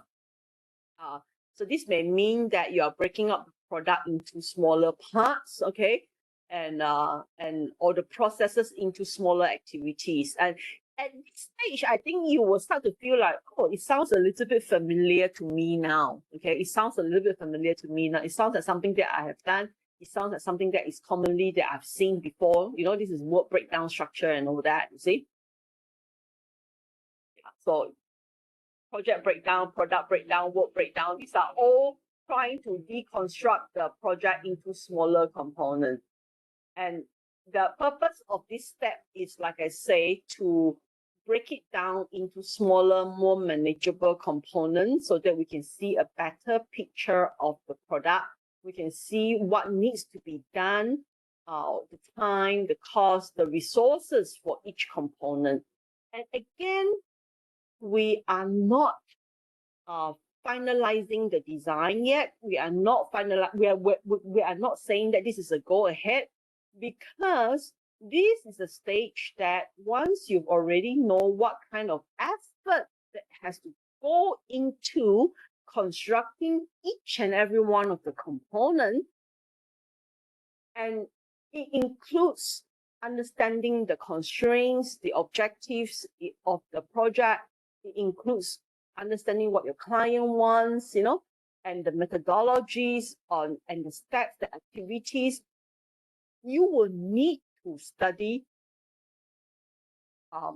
You will need to put this scope statement, okay, what we call a scope statement. This is the next detailed plan. This is the next detailed document. So you have a project charter, which is a project brief, talking about the product itself. And then this is the scope statement, whereby you're breaking it into different components and understanding different things that goes into this particular project. And then these are the elements that needs to be in your scope statement. What is the project objective? What is the project scope description, including the product, describing the product with some sketches, with some ideas of how you're going to.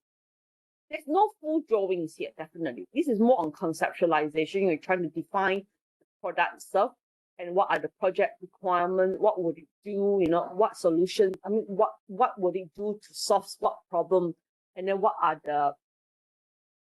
is the minimum required from the product, what are the different components, what are the project constraints, what are the risks and all that. Yeah. So you can see there's a lot of things that can go into this section here, but many of these here, until, like I say, up until this project deliverables, the rest of this here, okay, is actually, we are moving into a more detailed studies.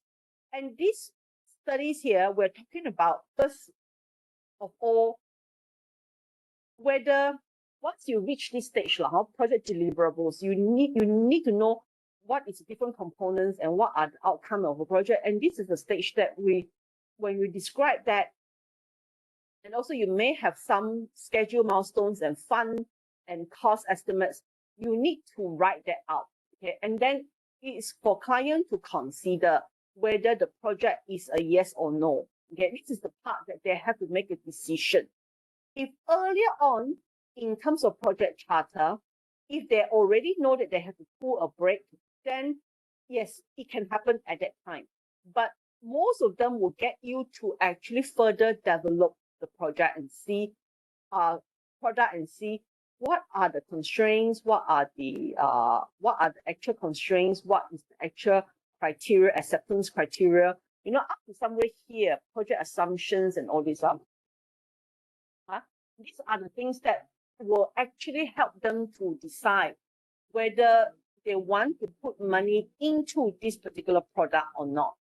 And they may be in private organization. This is the stage that you may have different projects going and different project ideas going. And the funding of an organization are not to say that, team A has this idea, team B has this idea, team C has this idea, and we accept all the ideas. I have all the money to spend. I may only have money to spend on team B or team A or one of the idea. You see, so then there will be a competing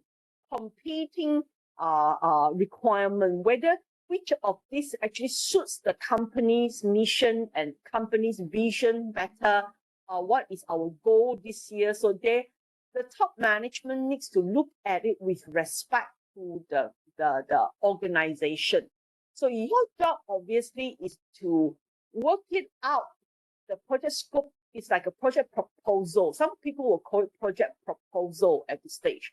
And this project proposal here describes the final product and all the limitations, all the requirements, all the funding that may be necessary, the time that may be needed, and what is the minimum acceptance criteria will be the minimum. You have to build at least 2 lanes, or you have to build at least 4 stories, or you have to build at least how many floor, square meter, etc., etc. And then what are the different components, different sections, different things that you are building, what are different deliverables, you see? And what is it that you're assuming at this point in time? And then what are of course, the study on the project environment. You are actually building on your project charter to write the scope statement. So once you've got this scope statement, okay, so these are the description of whatever I put up there just now. The project deliverable is the one thing that you must put down in the scope, because you need to let your company or let the project client knows, what they're getting themselves into, what exactly are they building, and what is the project objective, what is the project requirement, and what is the project constraints, Is time a constraint, is cost a constraint, what is the successful criteria, what are assumptions.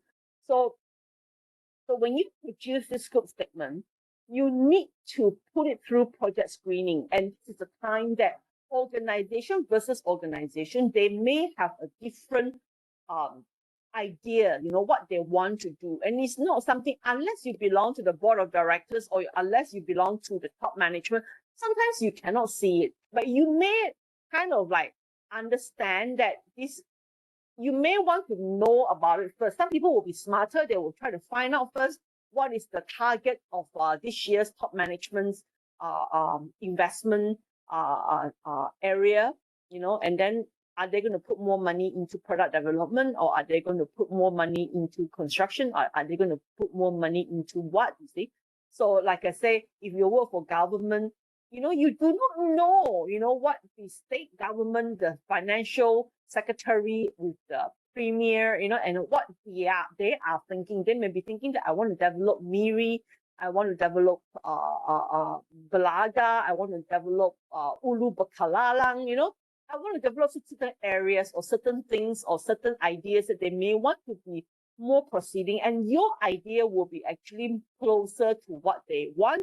Then it has a more successful chance of being selected.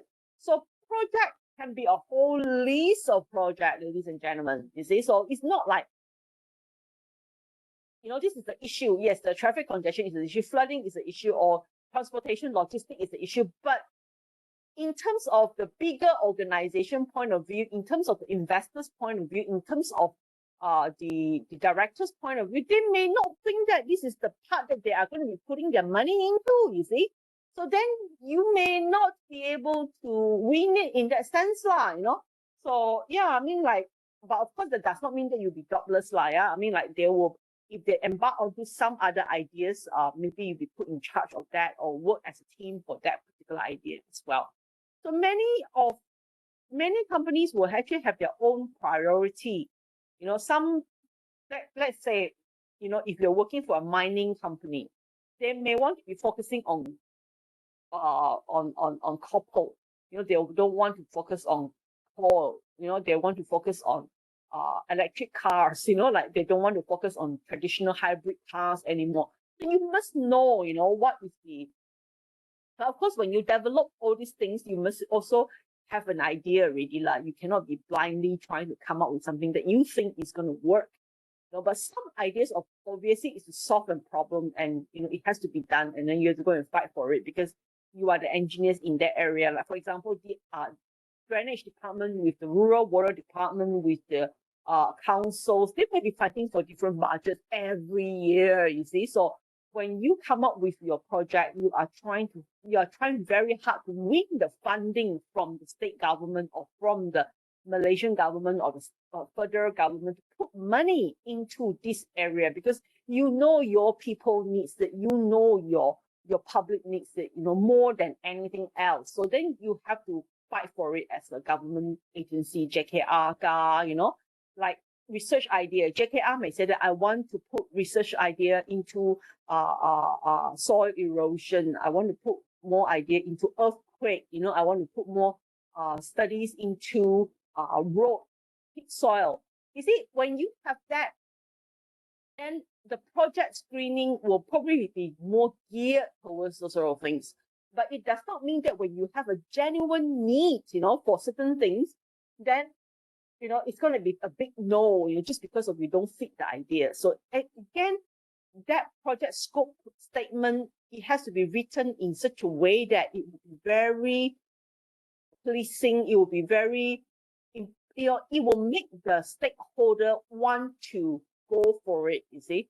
So this project screening at this stage here, we are really looking at what different projects are there. You're fighting with different project ideas, different project scope, you know, and then what are the, you know, like government sectors and private sectors and NGOs, they all have different type of focus, priority and all that. So when you go for initial screening, some of it may be economical situation, some of it may be social, some of it may be financial viability.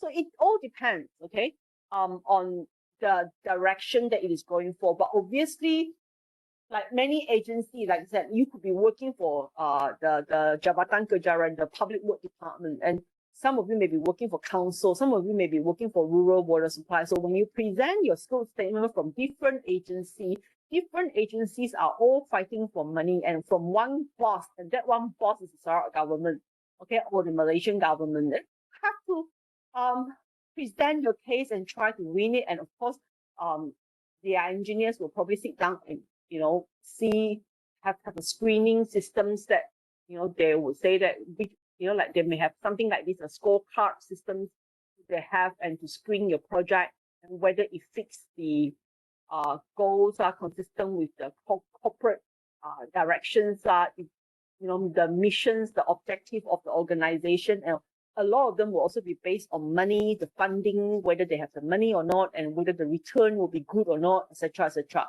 So this is the screening bit that you need to do. Once you've got the report, and some projects, like I say, no need screening is definitely on the plate. It will be cooked, you know. It has to go, you see. It has to go ahead. But there will be some projects, especially private organization, you probably will not get it immediately. So you have to actually fight for it. Then after that, we will also have another. Now yes, the project is a go ahead. Your idea has been selected, or the project is confirmed yes now. Okay. So what you need to do is you have to put the project through different kind of tests. And this different kind of test could be economic test. That this is the part that we will need you to create options and alternatives. Unless your project really has no option. Really, this is the only solution. Then of course there is cases like that, But most likely is they will be asking for options, alternative, whether you want to build a road. Is it going to be a 4-lane road, 2-lanes road? Is it going to be what type of road? Is it drain? It can be a concrete drain. It can be a culvert. It can be many different type of ideas. Or you can create a new water retention system. So you don't have to do anything to your drain, but you create a different ponds or water. They call it detention pond. Can we really create detention ponds? So these are the kind of ideas that you may want to have alternative, and then you study the alternative, and different alternative will probably bring about different kind of costs and funding and all that. And this is the part that we also will study technical. Technical is very important. You can have a wonderful idea, but you cannot build it. So feasibility studies inside there is about answering whether the project is feasible. The options are feasible, okay? Which options are more feasible? Which option will give a better return? Which options will actually bring about a better solutions? And which option will actually be technically more viable? And which option actually is economically better, or financially the funding is there? There is enough of money to do it, you see, or which option is actually easier to be carried out. So there's a lot of tests that we'll be looking at. So from the yes or no, from a scope statement, you're trying to fight for a yes. And once you got a yes, the scope planning bit now is about development of creating of options. Like I say, it could be yes, and then you start to design already. If this is the only solution there is to it, you may start to design already. If your client are so fixed and firm on this idea, then you have to go through this. You literally don't have to go through this, but most projects will go through this because there will be, client likes to see options, like no client likes to, they like to hear, nobody likes to hear that. Oh, you have no choice but this one, isn't it? Like even if you go and buy yourself a handphone, you have a budget of 500 ringgit or you have a budget of 1,000 ringgit. You go to the shop, and then you already chose, yes, this is a yes, you're going to buy a handphone. But then at least you would definitely ask, besides this, what is do you have any other thing that is close, And then it may be something a little bit more expensive, but you have to design better. It may be it's cheaper, but, and then it's better, it's still cheaper, is it? You never know. Yeah, you'll be looking at a range of, instead of 1,000, you may buy some 750 to, maybe you can actually increase your budget to 1,100. Same concept. With our daily life, no client likes to take, sorry, you only have this, like we can't do anything else. You just have to stick with this. No client like that. Even if you really think that this is the only solution, you also will try to create another option to tell them that you have to think about other things, you see. This is the right way of approaching your client now. That's what I believe. Even, like I said, even if you think it's really stupid, this is the only thing that should be done and they should do this, you still have to come up with something, just to please them in that sense, even though it may just not.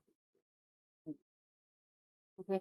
So yeah, like I say, these are mentality of clients. We cannot stop them. Yeah, they are the paymasters. They have the money, and you are trying to be in the good book. Yeah, not be on the back ends, of the client. So yeah, so project scope are always linked with other things. It's always linked with time, cost, quality. So obviously, when you study the option, the first thing is studying the technical. Okay, technical is very important. The logistic. Okay, I'm going to skip all this and go to technical first. Okay,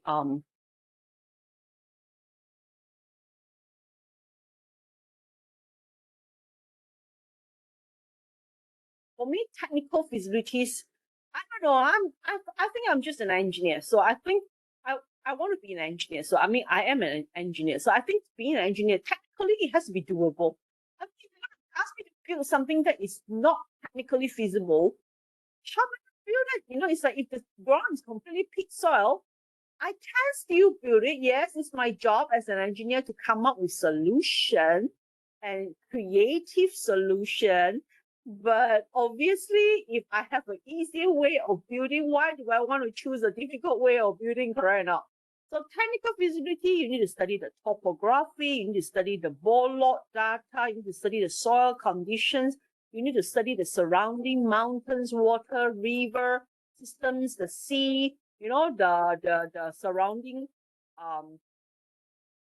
soil, you know, and also the topography, you know, all these are part and parcels of the initial studies, technically, whether this is the right location for your site and this is the right condition to design in a simpler way, in a more straightforward way. So technical feasibilities, all the options must be able to fulfill the technical feasibilities. Once it cannot fulfill the technical feasibility, don't talk about it anymore. You know, it's just like bye-bye. You know, this is not the options for anyone, yeah?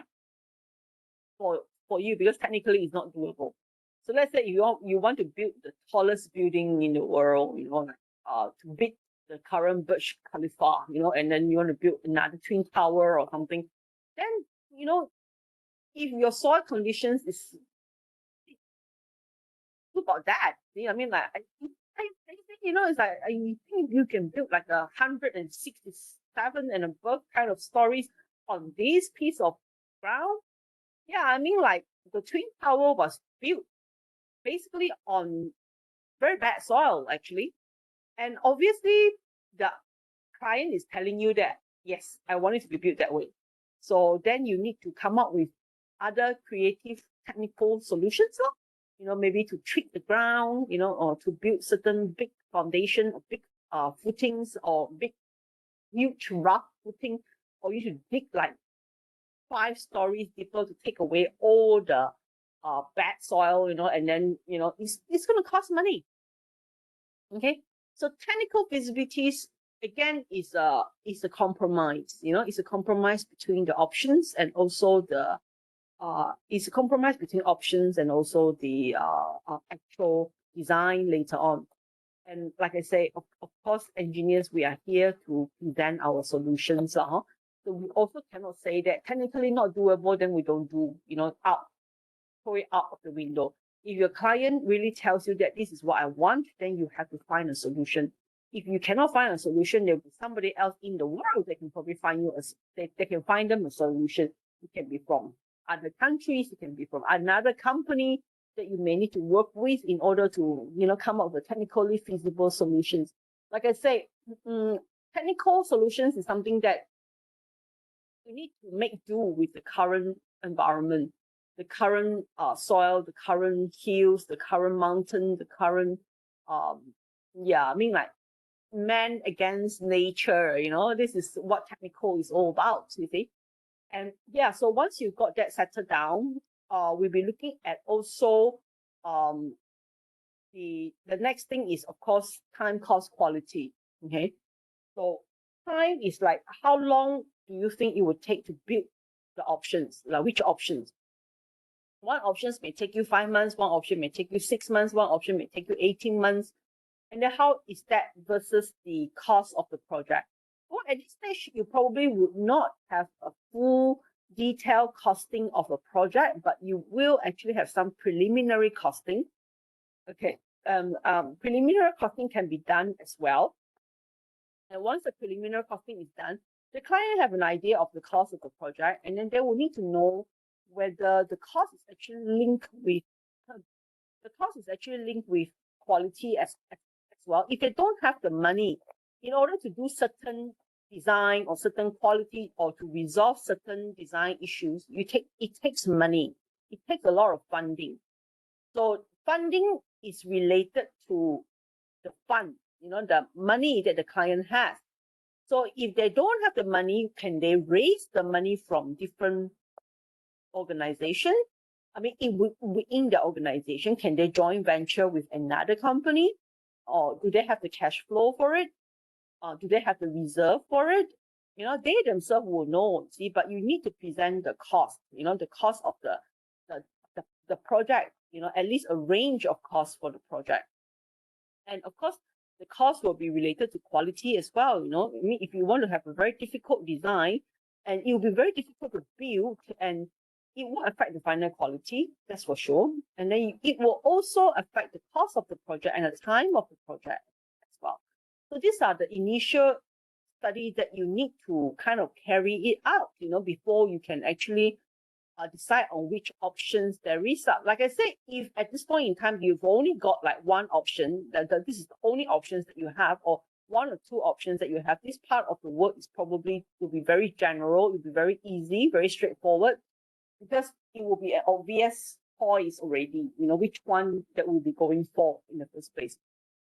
It will be easy choice, okay, easy multiple choice, you see. So yeah, you have multiple choice, but at the end of the day, that would probably be the best answer. And then of course, you'll be looking at also areas like value, okay.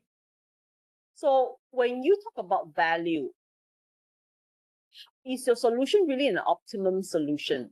It's like, would it give you the best value? Best value means that it's going to be the best performance. It's going to be the best performance for that price.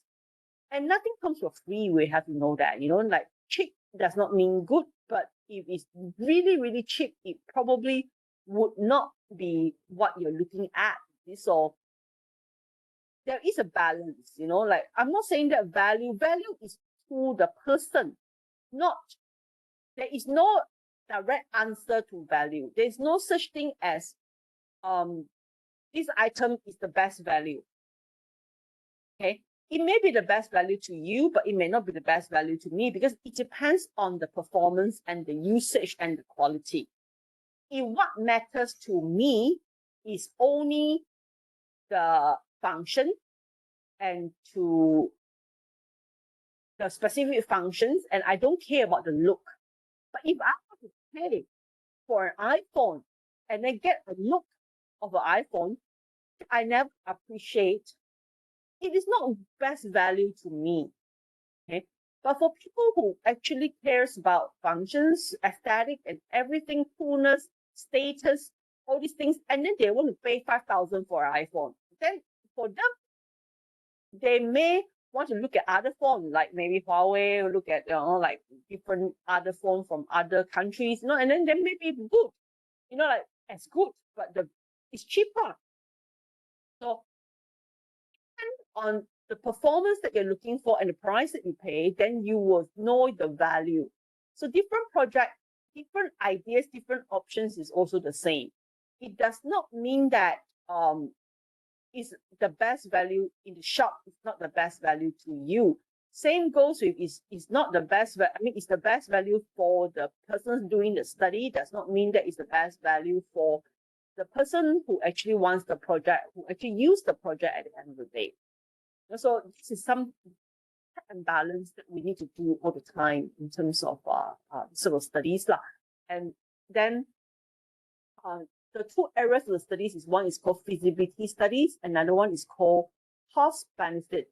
So what are the costs, what are the benefit analysis? And this is the part that we will study about value. We'll be studying about performance versus value, what the proposal will give the best value for money to the users or to the client.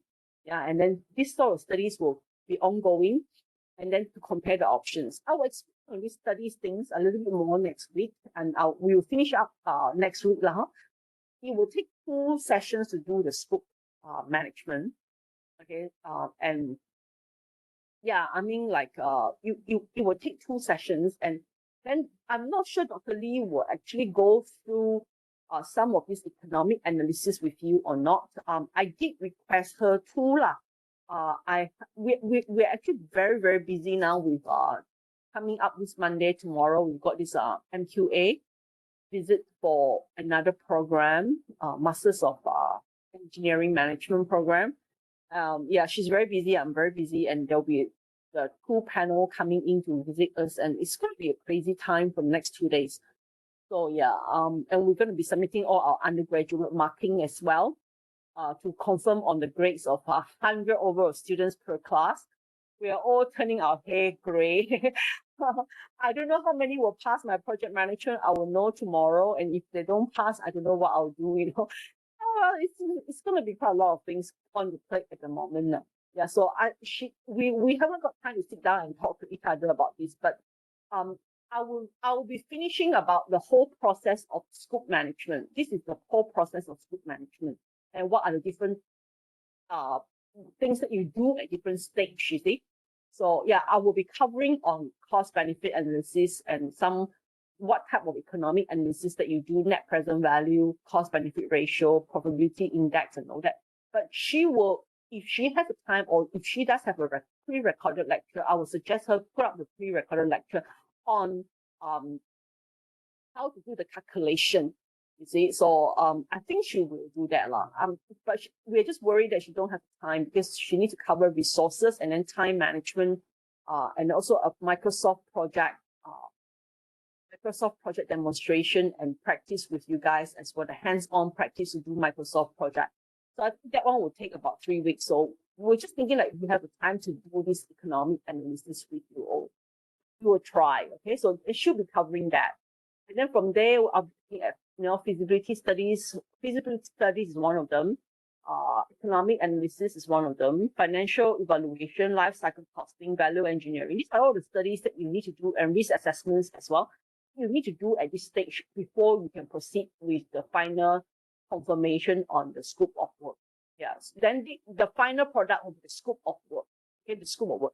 We talk about product to the subcomponent to the scope.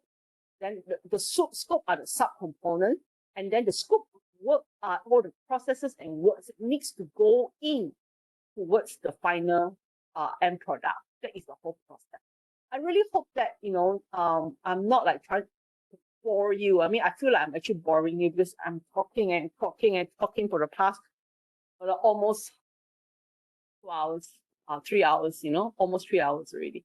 And it's like, I'm not sure how much you can absorb, you see. And normally I find that students don't really answer very well these sort of questions, because you just don't get it, don't get the whole process. The best is for you guys, what you can do to do your revision.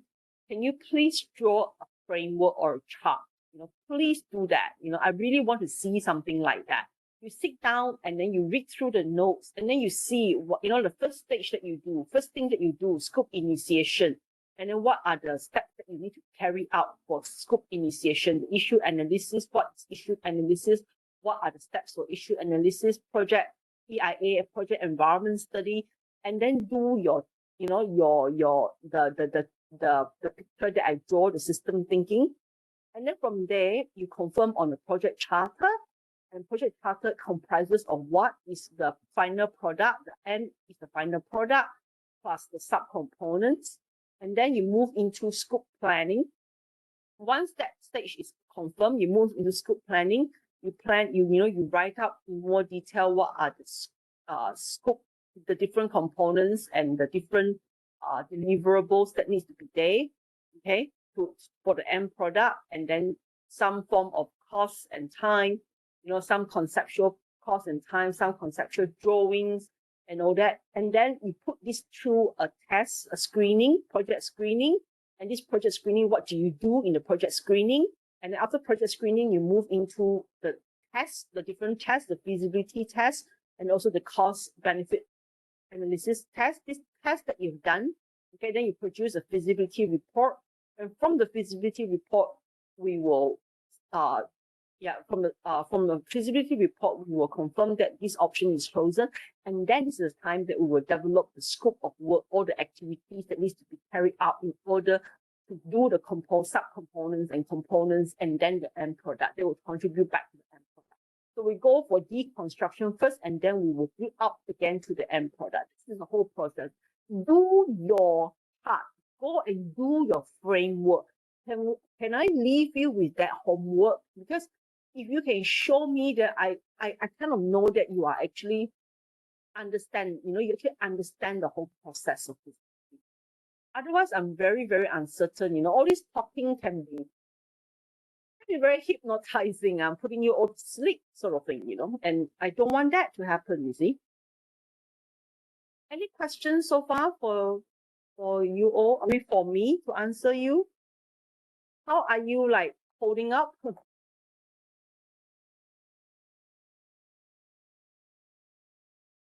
Anything that you want to ask? Like,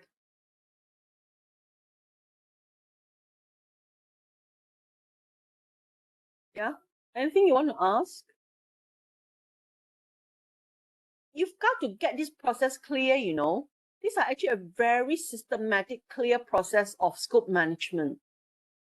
You cannot simply just answer anything you like. You know, this is not about logic or anything like that. You know, I can answer something logical and I can get marks in an exam. You can't do that. You know, it has to be a proper process, that the whole system, the whole process, you must know, you know.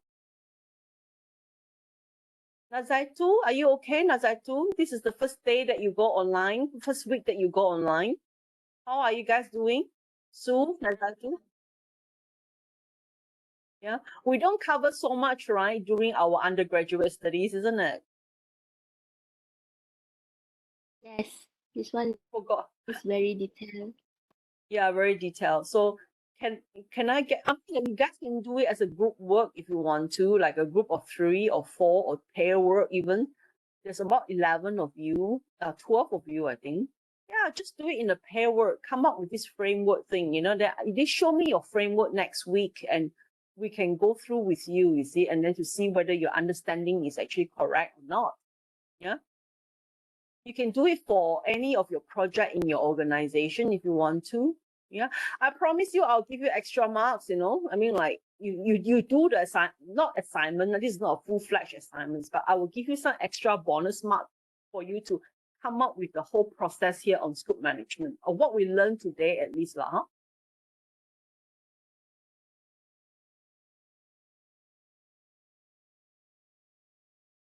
The recording, I will upload it as soon as possible. Like I said, I should have some time in between tomorrow, because when I do the uploading in the office, it's very, very slow. I always translate this to YouTube, you see, and then I'll put up the YouTube link, and it's easier for people to access. Can you access YouTube in China?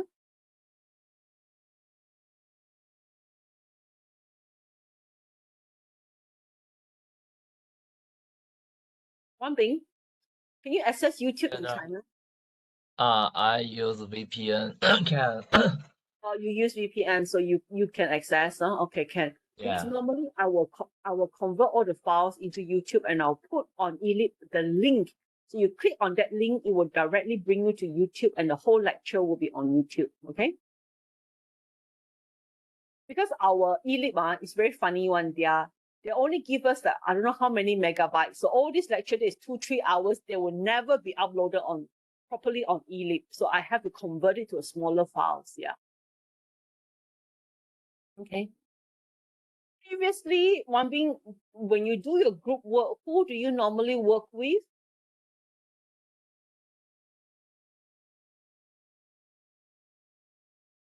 It's time to find your partners, you know, because we're going to have one individual assignments by Dr. Lee, and mine is going to be a group project, which I will suggest about three in a group. But this one here, maybe I'll get you to do like every class, after every sessions, I will get you to do a little bit of a small little homework or assignment.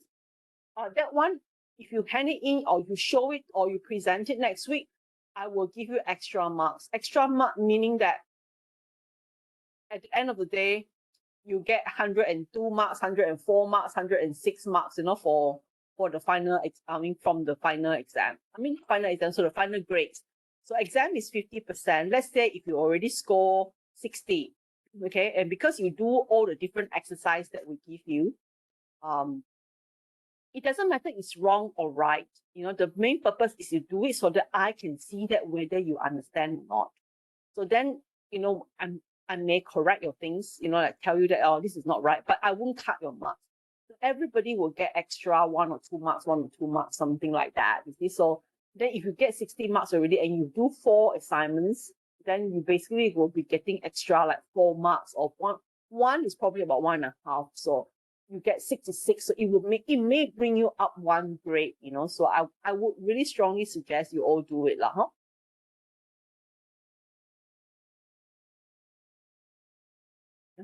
Any questions so far, Grace? Are you okay, Grace? Yes. Yeah, okay. You okay, huh? Yeah. Mhm. I know, are you okay, I know?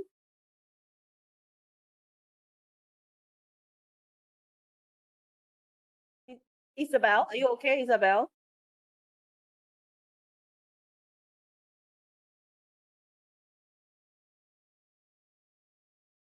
Safawani, are you in the are you in the college now? How's the line in your college? Everything okay? Everything okay. I'm at the college. Okay. Yeah, if you need any help or anything like that, you just let me know, huh? Yeah. Okay. Your car here already? Yeah. Oh, so you are mobile already, huh? Uh-uh. Good. Okay. All right. If no more questions, let me share the QR code again. I think Haiza hasn't taken the QR code. And I want to spend a little bit of time with you guys on your RP lah, huh? I'm a bit concerned about RP.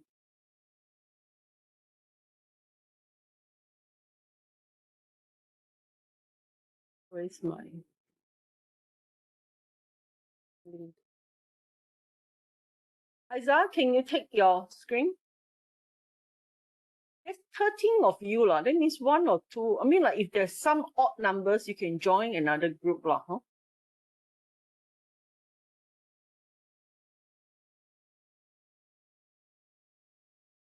Three or 4 lah for group work later on. Okay, you're in. Okay. So all right, I will finish for the day. Okay. I just want to check with everybody. Because this is week 2 already. Those of you who are having a supervisor, I am not worried. All of you are done. Okay. One thing, are you communicating with Professor Ahmad? Yeah. Good, huh? Okay. You're okay? Everything okay with it? Have you started on your literature review?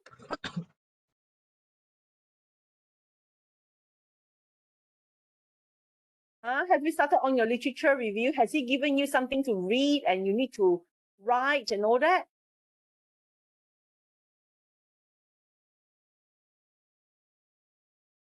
One thing.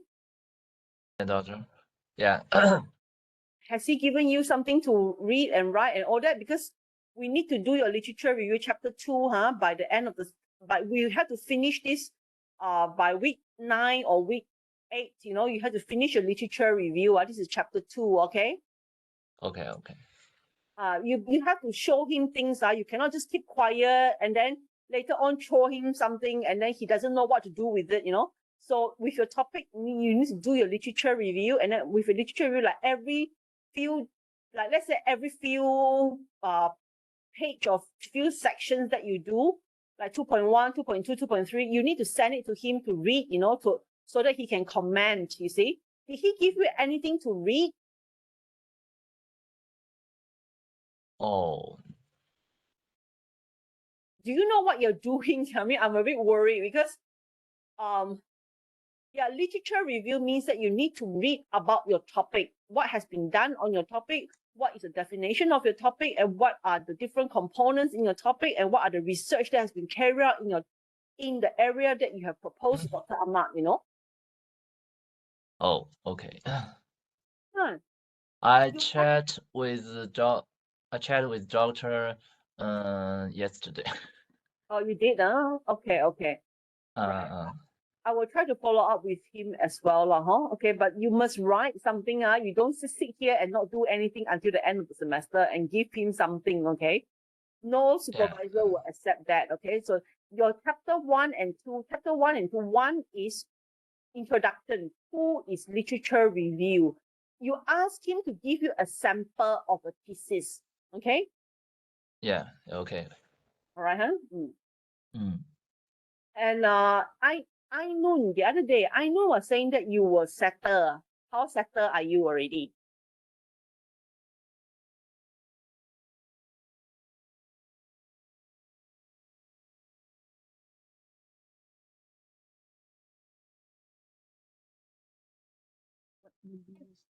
I know. Yeah. Are you settled already with Mr. Ron? Uh, uh,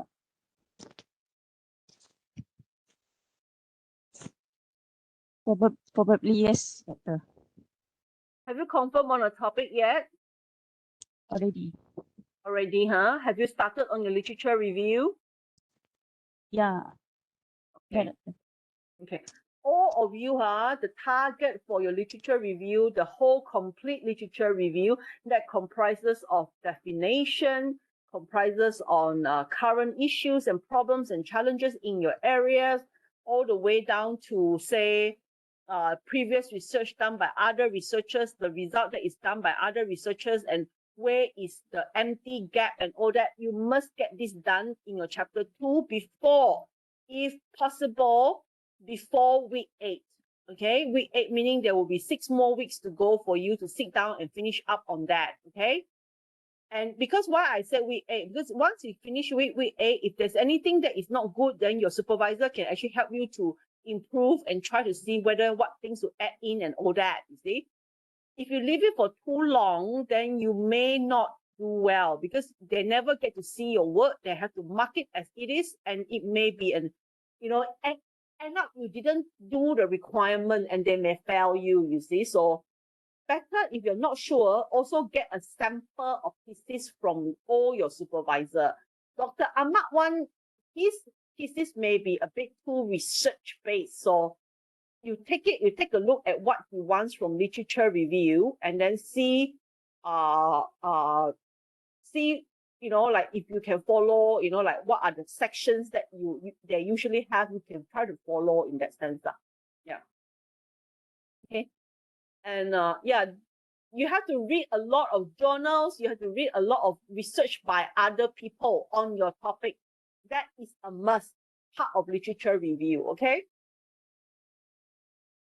And you need to hand in chapter 1 and 2. I will get Dr. Rauda to give you guys a format by next week, as soon as possible, how to post it up on eLib. And I will try to ask her to give you sample thesis. But like I said, sample thesis is a bit hard to give because different lecturers are in different areas. Like I said, if you follow me for project management, my requirement of a literature review may be a bit different from people who are in structure and who are in concrete or who are in materials. And then it may be different for people who are a little bit different for people who are in geotech, or water hydrology and all that. So the best is to get it from your supervisor, okay? Because your supervisor will be in the area that you are in at the moment, and it will be more helpful that way. But I can ask to put up a sample thesis so that you can see the format, okay? The format of how what kind of font, what kind of spacing, what kind of, how the thesis will look like at the end of the day, okay? Just to remind those of you who are not Unimas, our thesis, this is like a mini thesis. It will not be a 5-10 page report, ladies and gentlemen, okay? It will be a proper book that you write. And it will be at least 40, 50, 60 pages of information from chapter 1. You need to write chapters 1 to 6. Okay, so it's going to be quite a big project. So first semester is going to be research project 1 and 2. Research project 1, which is literature review. What are the other work that has been done in your area? Or similar work that has been done in your area by other researchers, and what makes yours different from the others. That is very important to be covered in literature review. And chapter 1 is the introduction, is the definition, the scope of work, the aim and objective, and the problem statement. Why do you do this research, you see? And chapter 3 is going to be methodology, what method, what experimental method that you'll be using and all that. And then the fourth is the data collection. If you're going to do experimental modeling or whatever, it will be done during the second semester. The next one, RP2. RP3 will be the discussion of result and the conclusion. Okay. I'm sure you all already know this because you've gone through research methodology or is going through research methodology.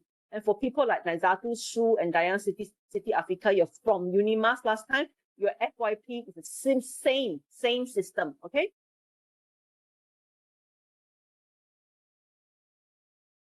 All right. Shafawani, if you need any help, you can also talk to Dr. Rauda, okay?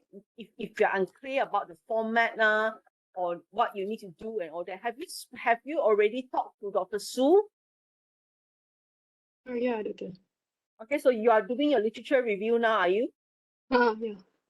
Okay, good. All right, I think the rest is okay for Zai and the rest. I think I'm quite comfortable. You've already done your RP1, Natasha, Isabel, Zai.